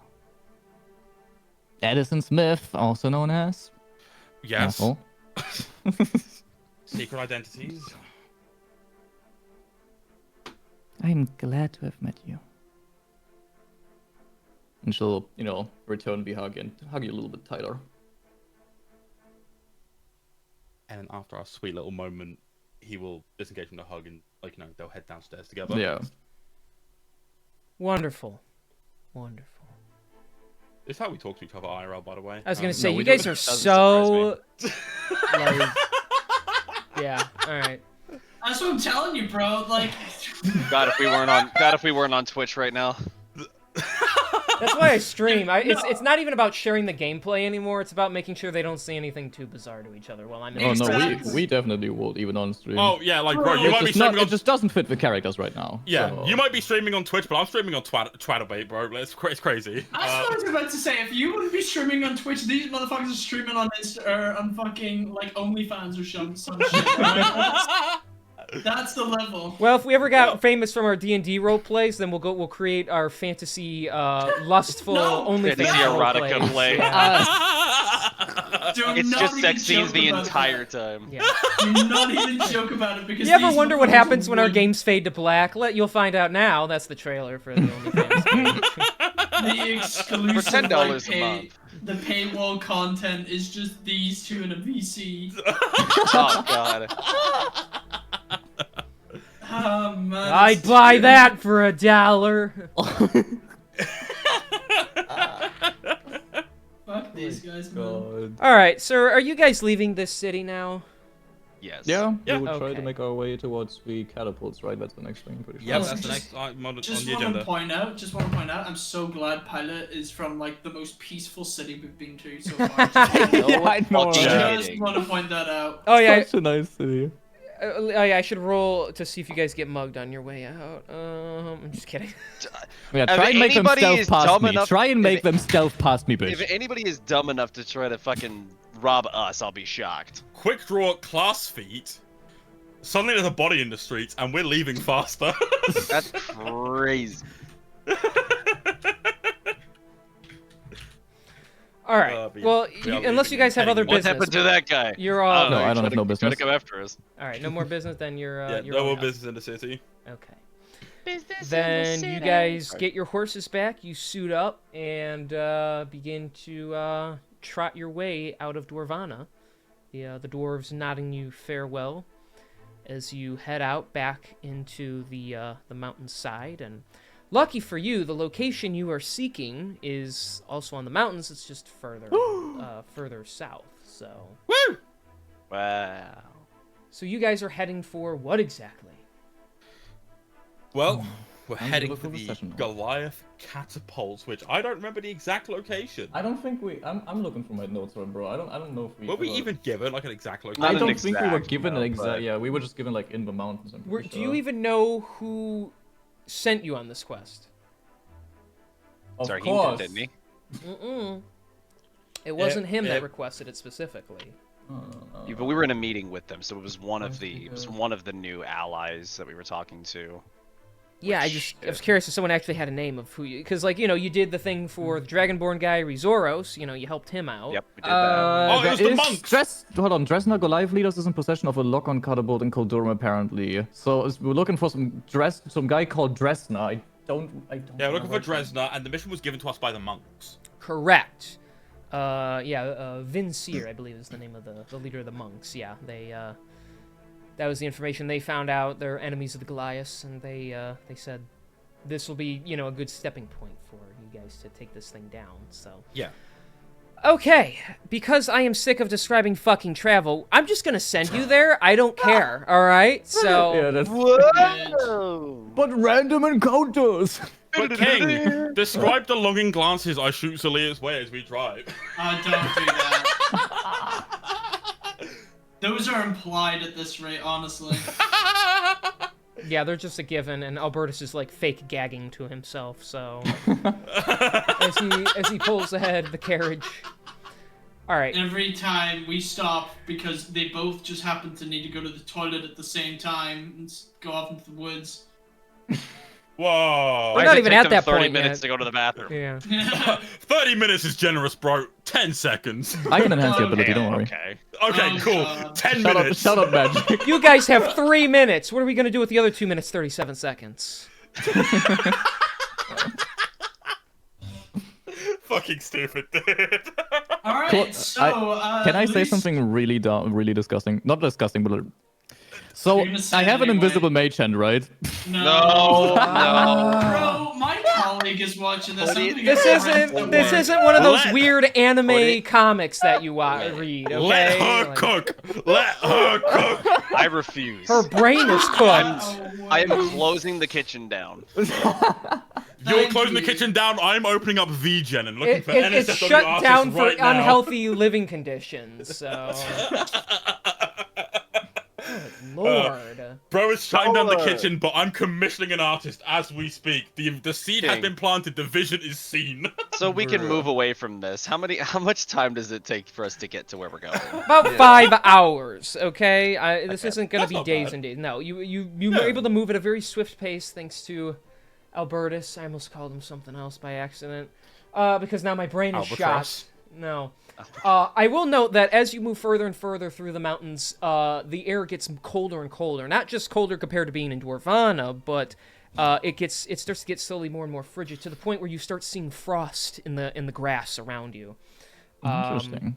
And then further and further, eventually you hear as the horse hooves clomp down onto snow. You actually start running up the sides of some mountains. The ground itself kind of dissipating into these large masses, so you have to take a path up the sides of mountains. And awkwardly traverse rocky terrain to the point where it gets to a point where the horses actually can't go on foot any longer. You guys will have to disembark. So. Oh, okay. Well, going on foot shouldn't be too bad, right? Like, we're just heading to the top of this fucking thing? Yeah, can we, looking around, do we see the giant catapults anywhere already? Make me a perception check, someone. Of course, I will do that, and I'll give myself guidance for that, even though, you know. Okay, that's not too bad. Hold on, where's my D4's gone? There you go. Okay, that is a 29. Giggity. Oh, damn. All right. So. Not too bad, he says. Very humble, very humble. Walking up the mountains, eventual clumps of snow begin to crunch underneath your feet. The air is sharp in your lungs and coldness surrounds your bodies, numbing you lightly. On a wide ledge of the mountainside, you spot the light from several large campfires. There's a few tent huts. Even though they're distant, you know what it is. Nearby, you also see a large, metal-enhanced catapult. Looks like you can climb the underside of that mountain or loop around to the top of it. Oh, great. A fucking choice. Don't suppose, everyone here is good with climbing? I can manage. I can Do you have a broom? Actually, yeah. Oh, I do have a broom, you're right. And I can fly. You Albertus, might want to take this kind of stealthily, though. That jetpack's pretty loud. Albertus, how's your climbing? I can probably handle it. Alright, awesome. Alright then, I guess if we're all feeling confident, I guess we start scaling up it then. So you're going to, are you heading, so like you're on one mountain and then you see the other, this is like a ledge on another mountain where they're stationed right now. Actually past this mountain, you can see the ocean. So the catapult is set up to where it could shoot at things flying over it, basically. Like they say, it could be used against your dragon allies. Yep. So, are you heading to the underside of the mountain or you're going to loop around and go try to get above them? Alright, what's everyone thinking? Or are you going to go to different, both ways or something, so... Yeah, we split up. Yeah, Lucian's gonna look directly at Arius for this actually and just... Well, soldier boy, what are we thinking? I think trying to get the high ground is probably our best bet here. This guy watches Revenge of the Sith. It's over, Arius. I have the high ground. I can literally come back in 24 hours. Fuck you. These bandages are my black metal suit. All right. Well, you heard the man. Let's loop around and take the higher ground. Okay. It's gonna take a little time to do that. I will actually need all 5 of you during your climbing to give me a Constitution saving throw. Constitution, okay. Con save. We're getting some lobbed at us. It's Probably going to be something to do with the cold, if I had to imagine. 16. 18. I got a 19. I'm scared to roll. Can someone roll for bad, Albertus? do it anyways. I can roll for him, yeah, I've got this. I don't have a sheet open, but I'll do that for him real quick. Hold on. First of all, Zelia got a 16. Okay. And then Albertus has a +4. Albertus got a 17. Yes. Okay. Then that means that Arius and Spastok, you made the save. So you guys are good. The other 3 of you failed. Mm-hmm. So while you're climbing, the cold and temperatures begin to dampen you, and the 3 of you, at least for the time while you're in this environment, suffer a -2 penalty. You basically get you basically get 2 levels of exhaustion. Ooh. Jesus So Christ. so the 3 of you suffer a -2 to every roll you make. For some Cool. peps. Rest in piss. Alright. Yes. Here I go, throwing out saving throws for the enemies. Fuck my attacks. Yeah. Alright, I'm ready. I'm so ready to fuck people up. Hell yeah. Hell yeah. All right. So yeah, you guys get a little, the cold is a bit too much for you, and you start to numb yourselves, making you just a little bit weaker at your reactions and movements and such. But the 5 of you are eventually able to either fly around the side of the mountain or scale up it, to the point where eventually you are able to slide down and get to a ledge that hangs above the Goliath encampment. And you know they are Goliaths because, well, now you can see them all. So, real quick, just give me just a second to set this up for you. Because I wanted to be sure where you crazy kid, and I gotta delete that Zelia token and put a different one in, because you keep changing seasons on me here, so... Sorry. I My mean, for bad. valid reasons. Like, she's going through it, bro. I didn't Oh, say it party's wasn't... going through a lot. I didn't say it wasn't a valid reason, it means that you gotta wait a second Oh, shit, while I yeah, no, figure why this don't you give shit it a out, second? so...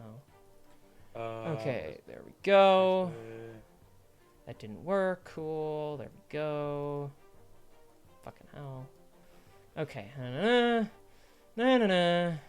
na-na-na, na-na-na. Okay. So, how do I want to do this? I should note that as you guys lower yourselves down on this ledge, there is actually a lookout. So, Okay.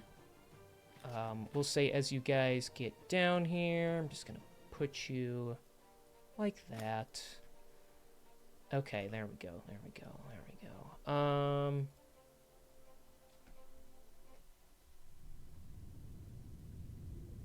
Boom, there we go. Ooh, spooky music. Ooh. Alright. Alright, so I nuke him. So I throw a grenade at his feet. So I throw a mini nuke. So I hit him with a fat man.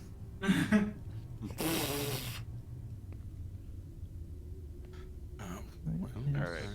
I will say, right, as much as I know we're all sitting here, like, giving a thought process, this specific soundtrack, I do love it. I think it's the one from Skyrim, but see the footsteps really fuck with me. Yep. Am I the only one? No. Wait, seeing what? The footsteps in the soundtrack right now. Oh, Just yeah. every now and then, they really fuck with me. There you go, fuck that. Weirdly enough, I get it. Good. Okay. Oh wow, these guys are Goliath, so shit. What? Oh. They big, bro is Yeah. 10 feet wide. You're over here calling them so shit.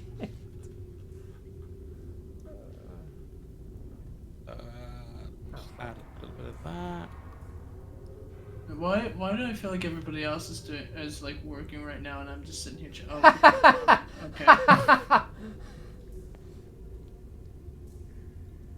Okay, interesting.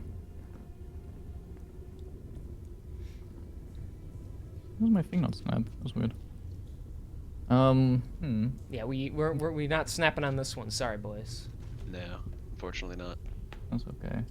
I try. If it doesn't line up properly, you get like twice the amount of squares and it doesn't look good. So. Yeah, no worries. Yeah.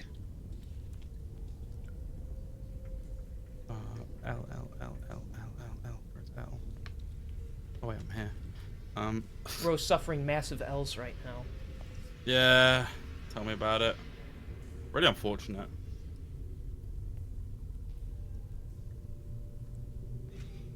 There we go.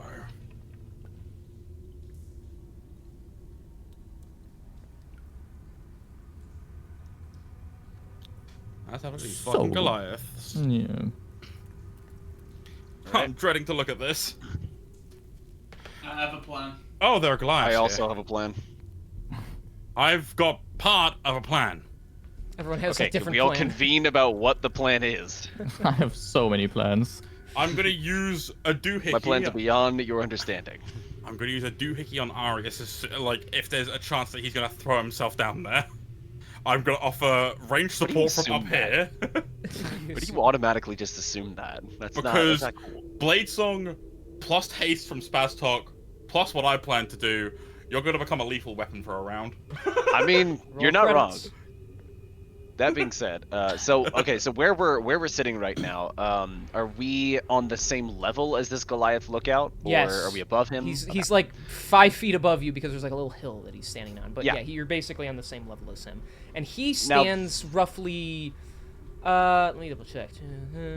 Yeah, roughly like 30 feet up. God damn. much fall Damn. damage would that Wait, be? 30 feet. Fuck me. This ledge, Oh, yeah. oh, This you mean like- this you mean ledge the is ledge is 30 30 feet feet, high okay. compared to down here. Gotcha. Okay, that's not too bad. All right. So this thing. What? Yes, that big, it's just that like big a big boulder? Is it just a big ass fucking boulder? Yeah, Yes, it's just a look- big ass Does it look boulder. like it's just kind of loose, like it could be, like Yeah. it could be rolled? Both of us are on the same wavelength. Yep. You would have you'd have to try it to see if it would move. And bear in mind, moving it, unless you roll me a nice stealth check, would make it very audible. So, Of course. especially if you mess That up. being said, I So- will let you know if you need things. I have enhance ability still prepared. I can give you advantage on whatever checks you need, no matter if it's like dexterity, constitution, strength, all that. Yeah, because you're just broken. you Yeah, need to- I get it. No, it's So- just on one of them. You know, it's not on all of them. Has any, Yeah, I so take as- it nobody has silence. no, nobody has I silence. was gonna silence. No, I don't think I've Um, silence prepared, unfortunately. I'll say this though. So I'm Fairy gonna. fire. Do we have? Yeah, we do have fairy fire. We can. I think that'll be good for when we're like attacking the whole group later. Yeah. So Arias will kind of look back to everybody. All right, so I think I've got a little bit of an idea here. Spastok, you assuming you were eyeing this boulder along with me. I assume you were thinking the same thing. Oh yeah. All right. However, we need to make sure that lookout is taken care of first in case this thing doesn't move as freely as we'd like. Zelia, I'd like you to enhance Spastok's abilities. Myself and Albertus, if you wouldn't mind, I would like us to go take out that lookout. I'm gonna try to jump up and make sure he can't yell out for his comrades, but if you could help me drag him back from the ledge, just to get him out of sight. And then, Lucin, if you could help Spastok move the boulder and try to roll it down so it could crash into the main camp area. We could at least try to take some of them out, or at least cause some damage before jumping in there. Yep, that If sounds like a plan we- to me. If you wanna, I have an idea. If you wanna try getting him out quick, I can enhance your weapon instead, so that you're able to kill him quicker, and I can try and pull him closer towards us, potentially. I don't know if it will work, but I can do that instead of enhancing the ability of everyone. But can you enhance the ability of more than one people? Yes, but I can't enhance your sword at the same time, so it needs to be Right. one of the two. Put it this way: if you need another person over there,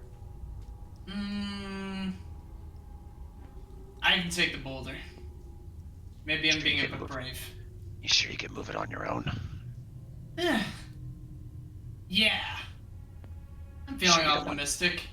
You sure you don't want any enhancements?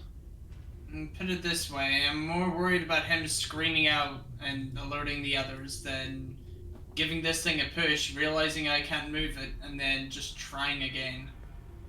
Right. Okay. Well, in that case, Silly, if you could pull him back towards us, that should make it easier. How much distance can you cover? I can get him.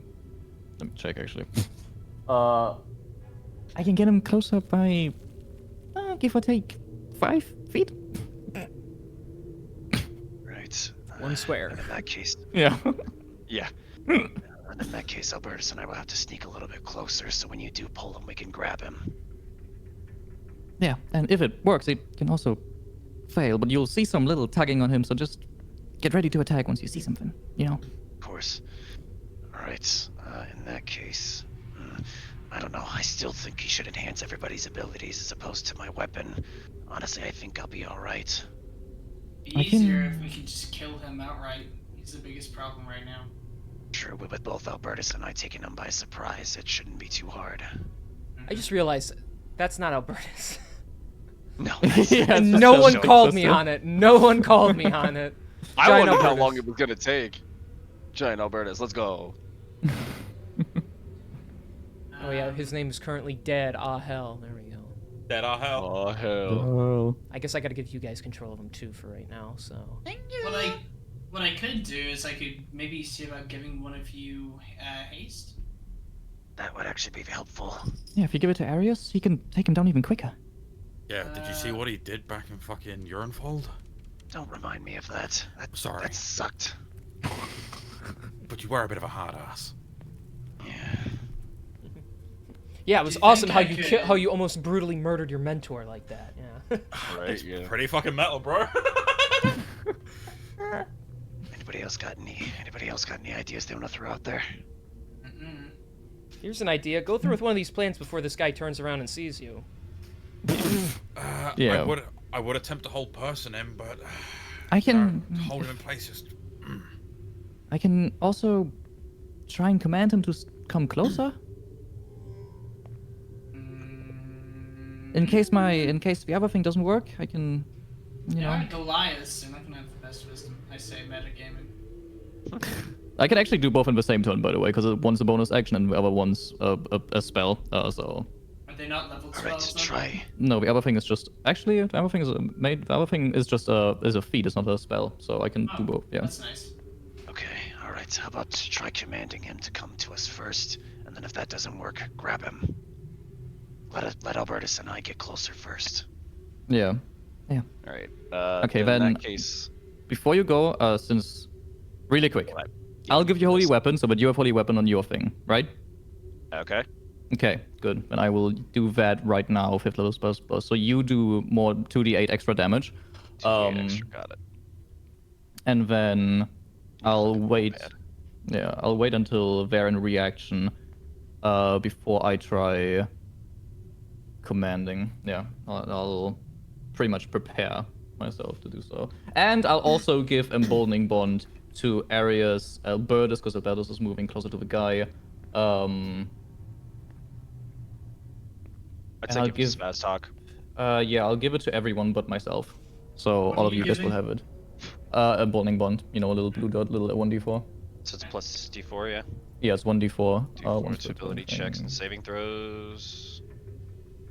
Once per turn. Mm-hmm. And then fuck it. I'll prepare a spell and like to hold hold it for when Zelia, like if she succeeds to move the guy closer.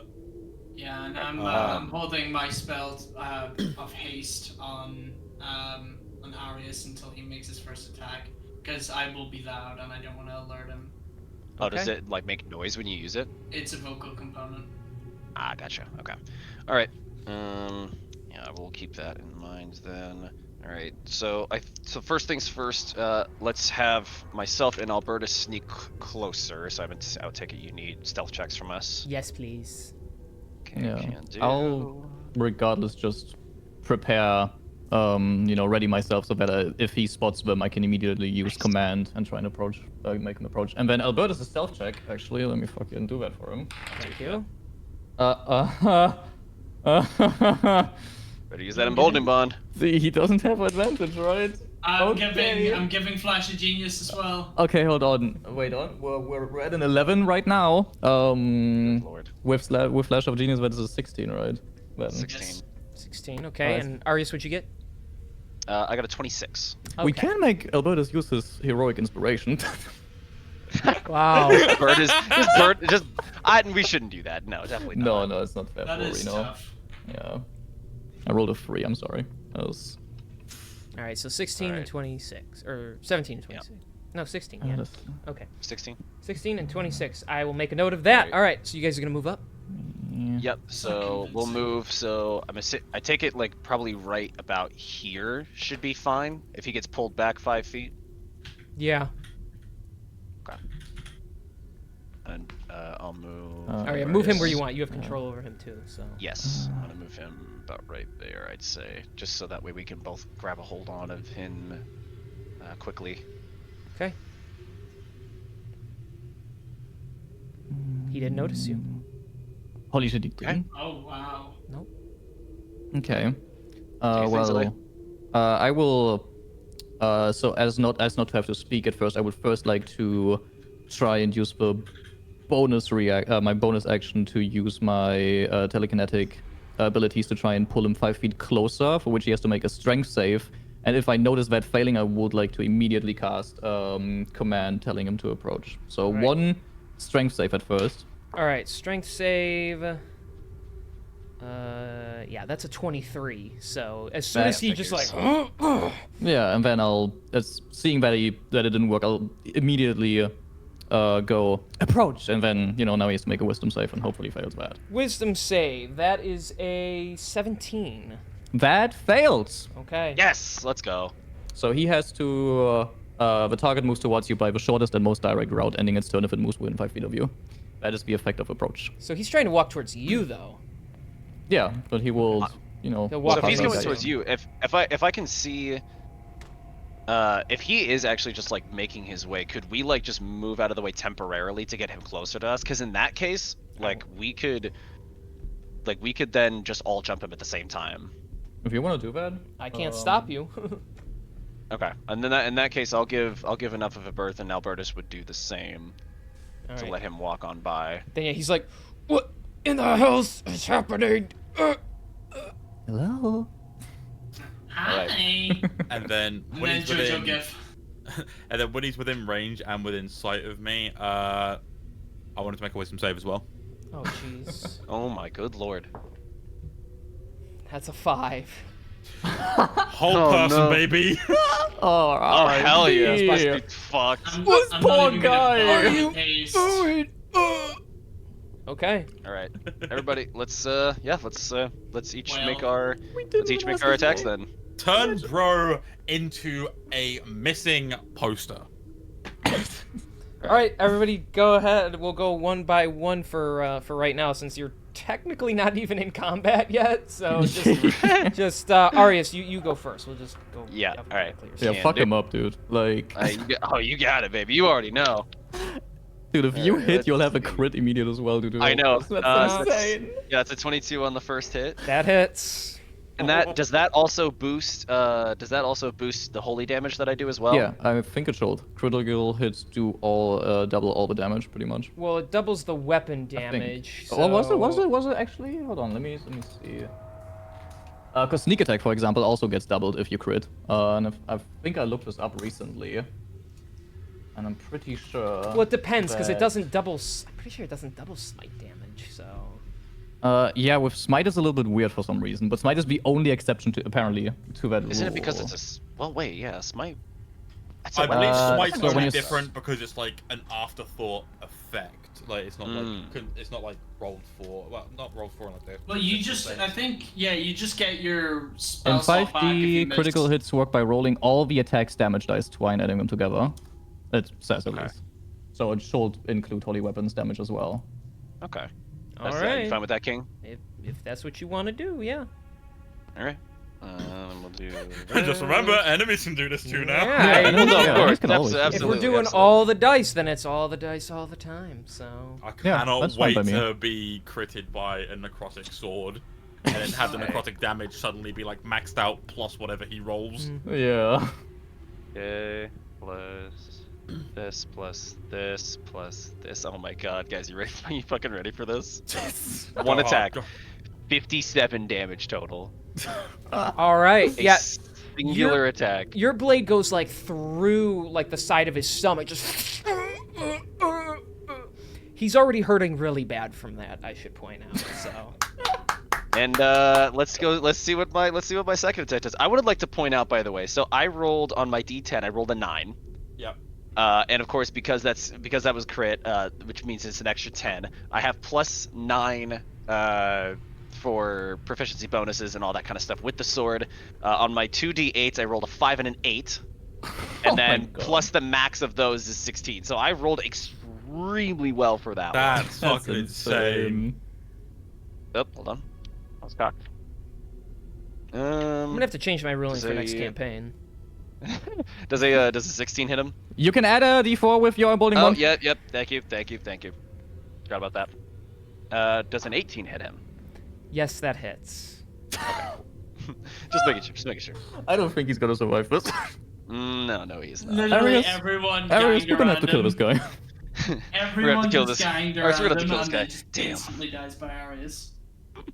Yeah, you're all ready to beat him up. So go ahead and roll your auto crit again, please. Can do. Jesus Christ. Hello? What is... Dude, I need a rolling trace so bad. I also need to put concentration on myself. Oh, there's my dice. Okay.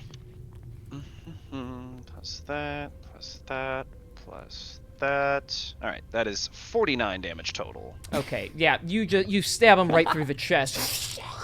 And the magic wears off because he just flops to the ground dead. Good work on that spell. Smart one, Lucian. Good idea with holding. Aw, I didn't get to do anything. That's alright, big man. Your job is up next. Yeah, don't worry. yeah, We're rolling that's- the boulder. You can say that you played a part, little man. We'll see. Alright, Zelia, if you could do me a favor. I think at least a few of us should try to get down to the ground level. Lucian, I think if you stay up here for your ranged, that should work out perfect. But I've got you. If you could get me and Albertus on the ground, hidden somewhere, when the boulder comes down, we can take them by surprise. You mean with a broom? Yes, please. Of course. Yeah. Then we'll. Yeah. That sounds like a plan. Where could we go on the ground? I'm trying to figure out because I'm only looking... like this is like the only thing that I can Yeah. see, but this guy down here might be looking in Can that direction. Can I Yeah, offer a suggestion? Hmm? Good. Gotta zoom out here. If you flew down right after where the boulder falls down, you would have the best cover from both from Lucian. I would. Entirely up to you, but Yeah, I. know, if you were boxed off in here, it would be very hard for me or for anyone Other to thing we really could help do, you. right? So, with the broom, actually, now that I'm thinking about it, well, no, because that's the thing. If me and Albertus just take the broom on our own, then Zelia wouldn't have it. That's okay. I can teleport.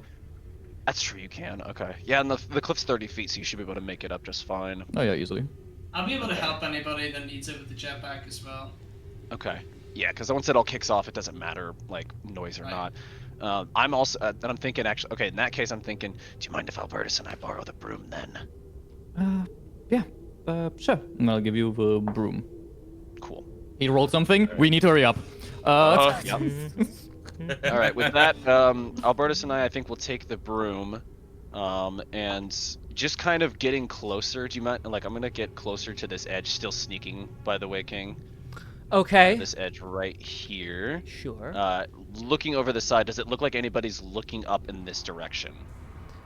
Not currently, no. A couple of them are just talking with each other, others are kind of looking out, like, in this direction, so... Okay. I'll have Albertus come over here. We're gonna get on the broom. We're gonna fly up a bit higher, so that way we're pretty well above these guys' normal line of sight. And Okay. while I'm doing that, I will of course signal to the guys over there to start moving the boulder to start pushing it towards the edge over here, so they can push it into their camp. Okay. Yeah. So I guess all three of us can. Yep. Do I'll be the helping. boulder. Yeah. All right, What's the speed let's... on this broom? 50 feet per turn. 50 feet. Got it. Okay. All right. And you cannot dash on it. Yeah. So for this giant-ass boulder, I need all three of you to give me an athletic check. Aha. Athletics. Wait, are three of us helping move it? Yeah. Yeah, which more people always helps.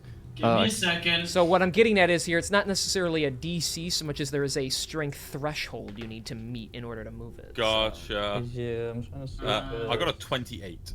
Okay. Yeah, Okay. I did I'm not roll very well, actually. Neither. I rolled a fucking 2, bro. Use your D4s, use your flash of geniuses, whatever. Yeah, gotta you guys can use. use your d4s to add it and all that. 19 plus 5 that's that's a 24. That's a 32 total. 32, 24, hang on, let me do the math here real Lucian quick. did So that's, better at it than me, goddamn. I only rolled a 5. so that's 56 total plus, what would you get, Zelia?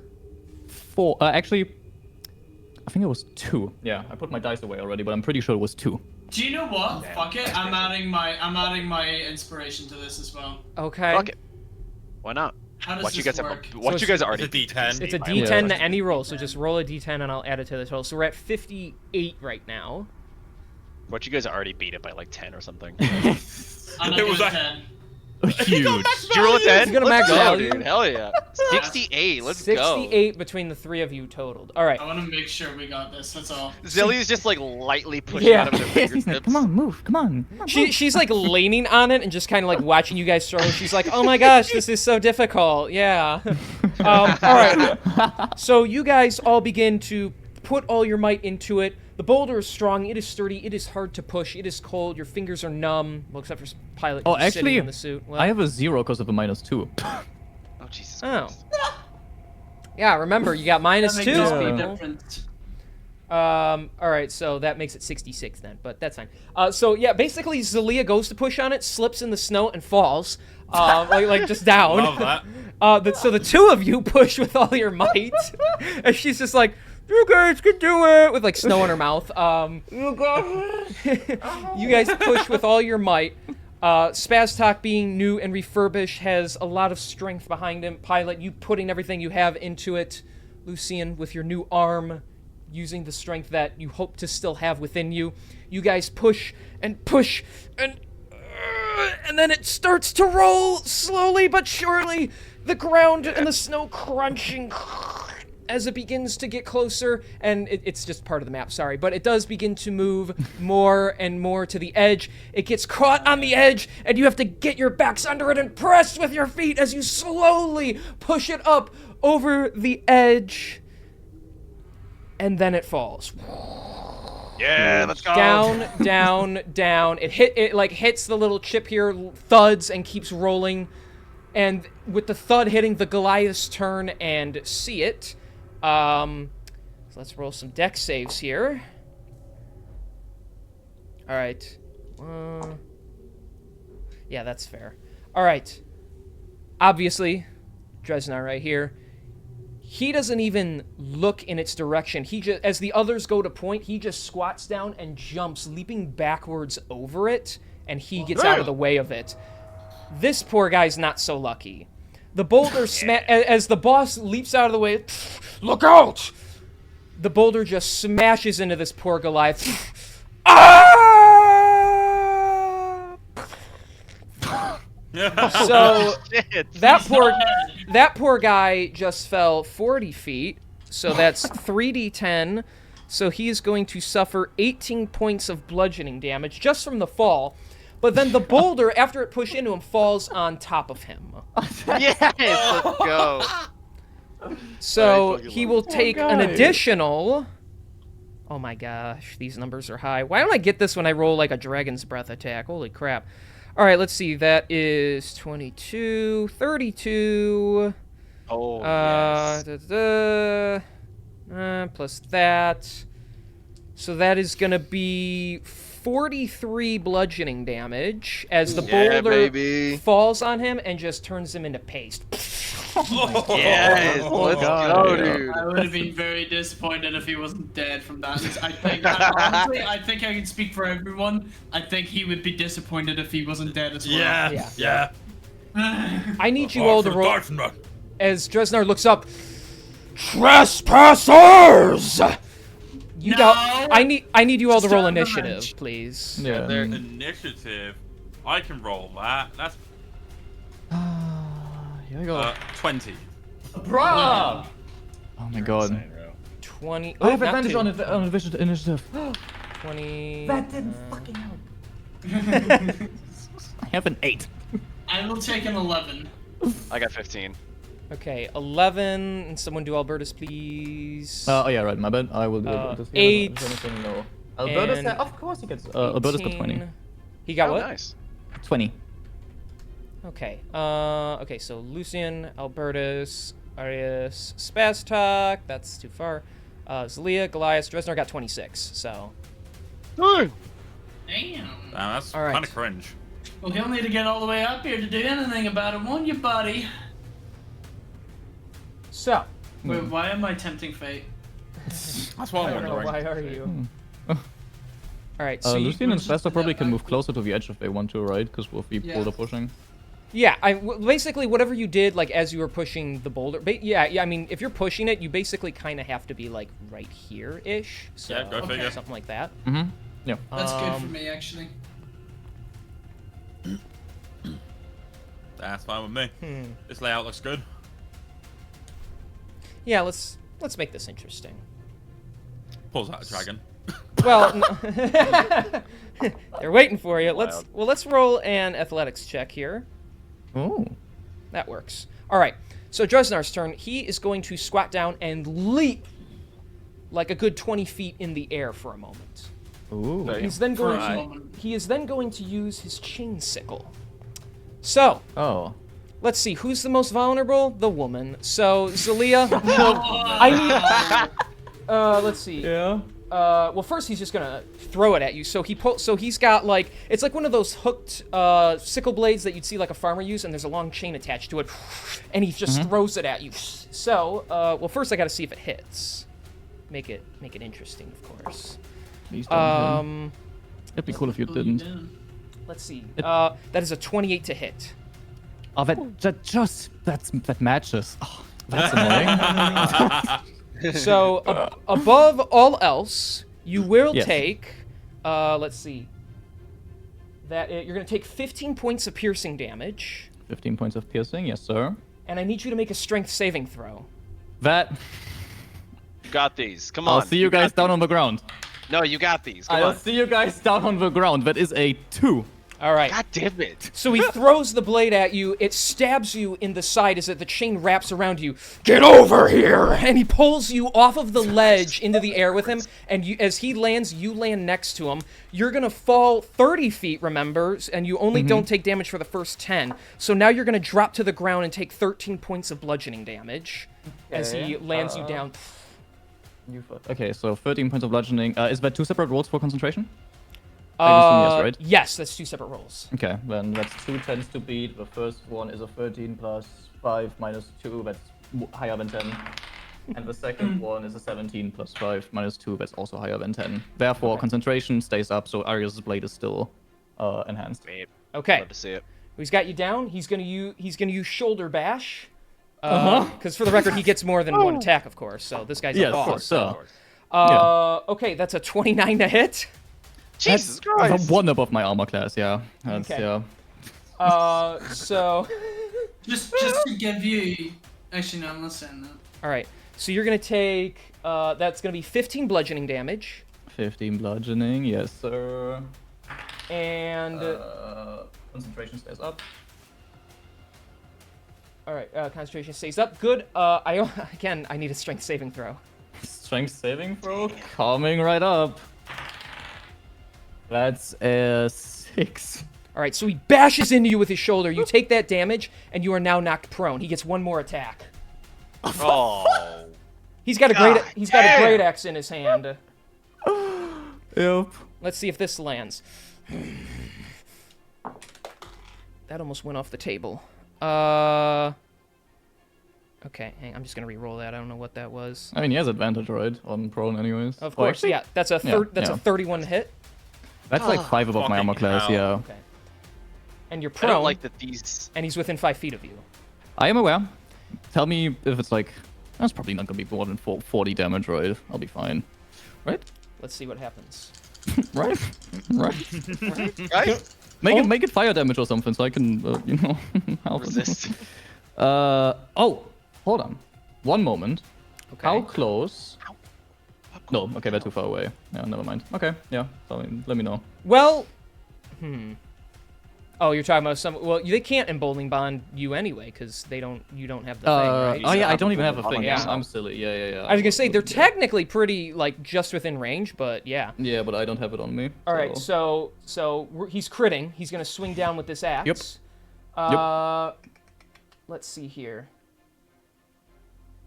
I gotta double check I'm doing this right. So that auto crits are nice. See, they can do it too. So you know. Yeah, of course. But he doesn't have any That- enhanced things on his sword, right? Right. No, he's just a very big creature though, which means Yeah. they hit harder naturally. Yeah. Okay, hang on. You take You take 65 points of slashing damage. Holy shit! Huge. That's insane. What's 65 divided by 2? That That is a 32 thir- to beat. I'm yeah, not beating. DC 32. I'm using the amulet to keep concentration. Okay. So yeah, he's gonna swing down with the axe just right across your stomach. How dare you ambush my men! And you guys watch as just blood squirts out of her midsection as he rips the axe out. I assume you're still holding on. Yes, I am alive. I'm looking damn fucking rough, but I am alive. I don't know how. Right. I honestly, I think if I were you right now, I would prefer to be under the boulder. I'll be honest with you, Chief. I'll be fine. Don't worry about it. You sure? Right. Yeah, there's no enemies between us. So Yeah, you know, as long as he doesn't get legendary actions after turns, everything will be fine.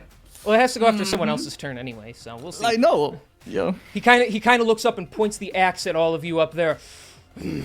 You dare pull a cheap tactic like that? If you want to defeat the mighty Dresnar, come down here and face me yourself, or the wench is next. And Can he see me and Albertus? well, you're just flying up in the air, right? I took us another like 20 to 30 feet like up into the air though, like to try to get out of their line of sight.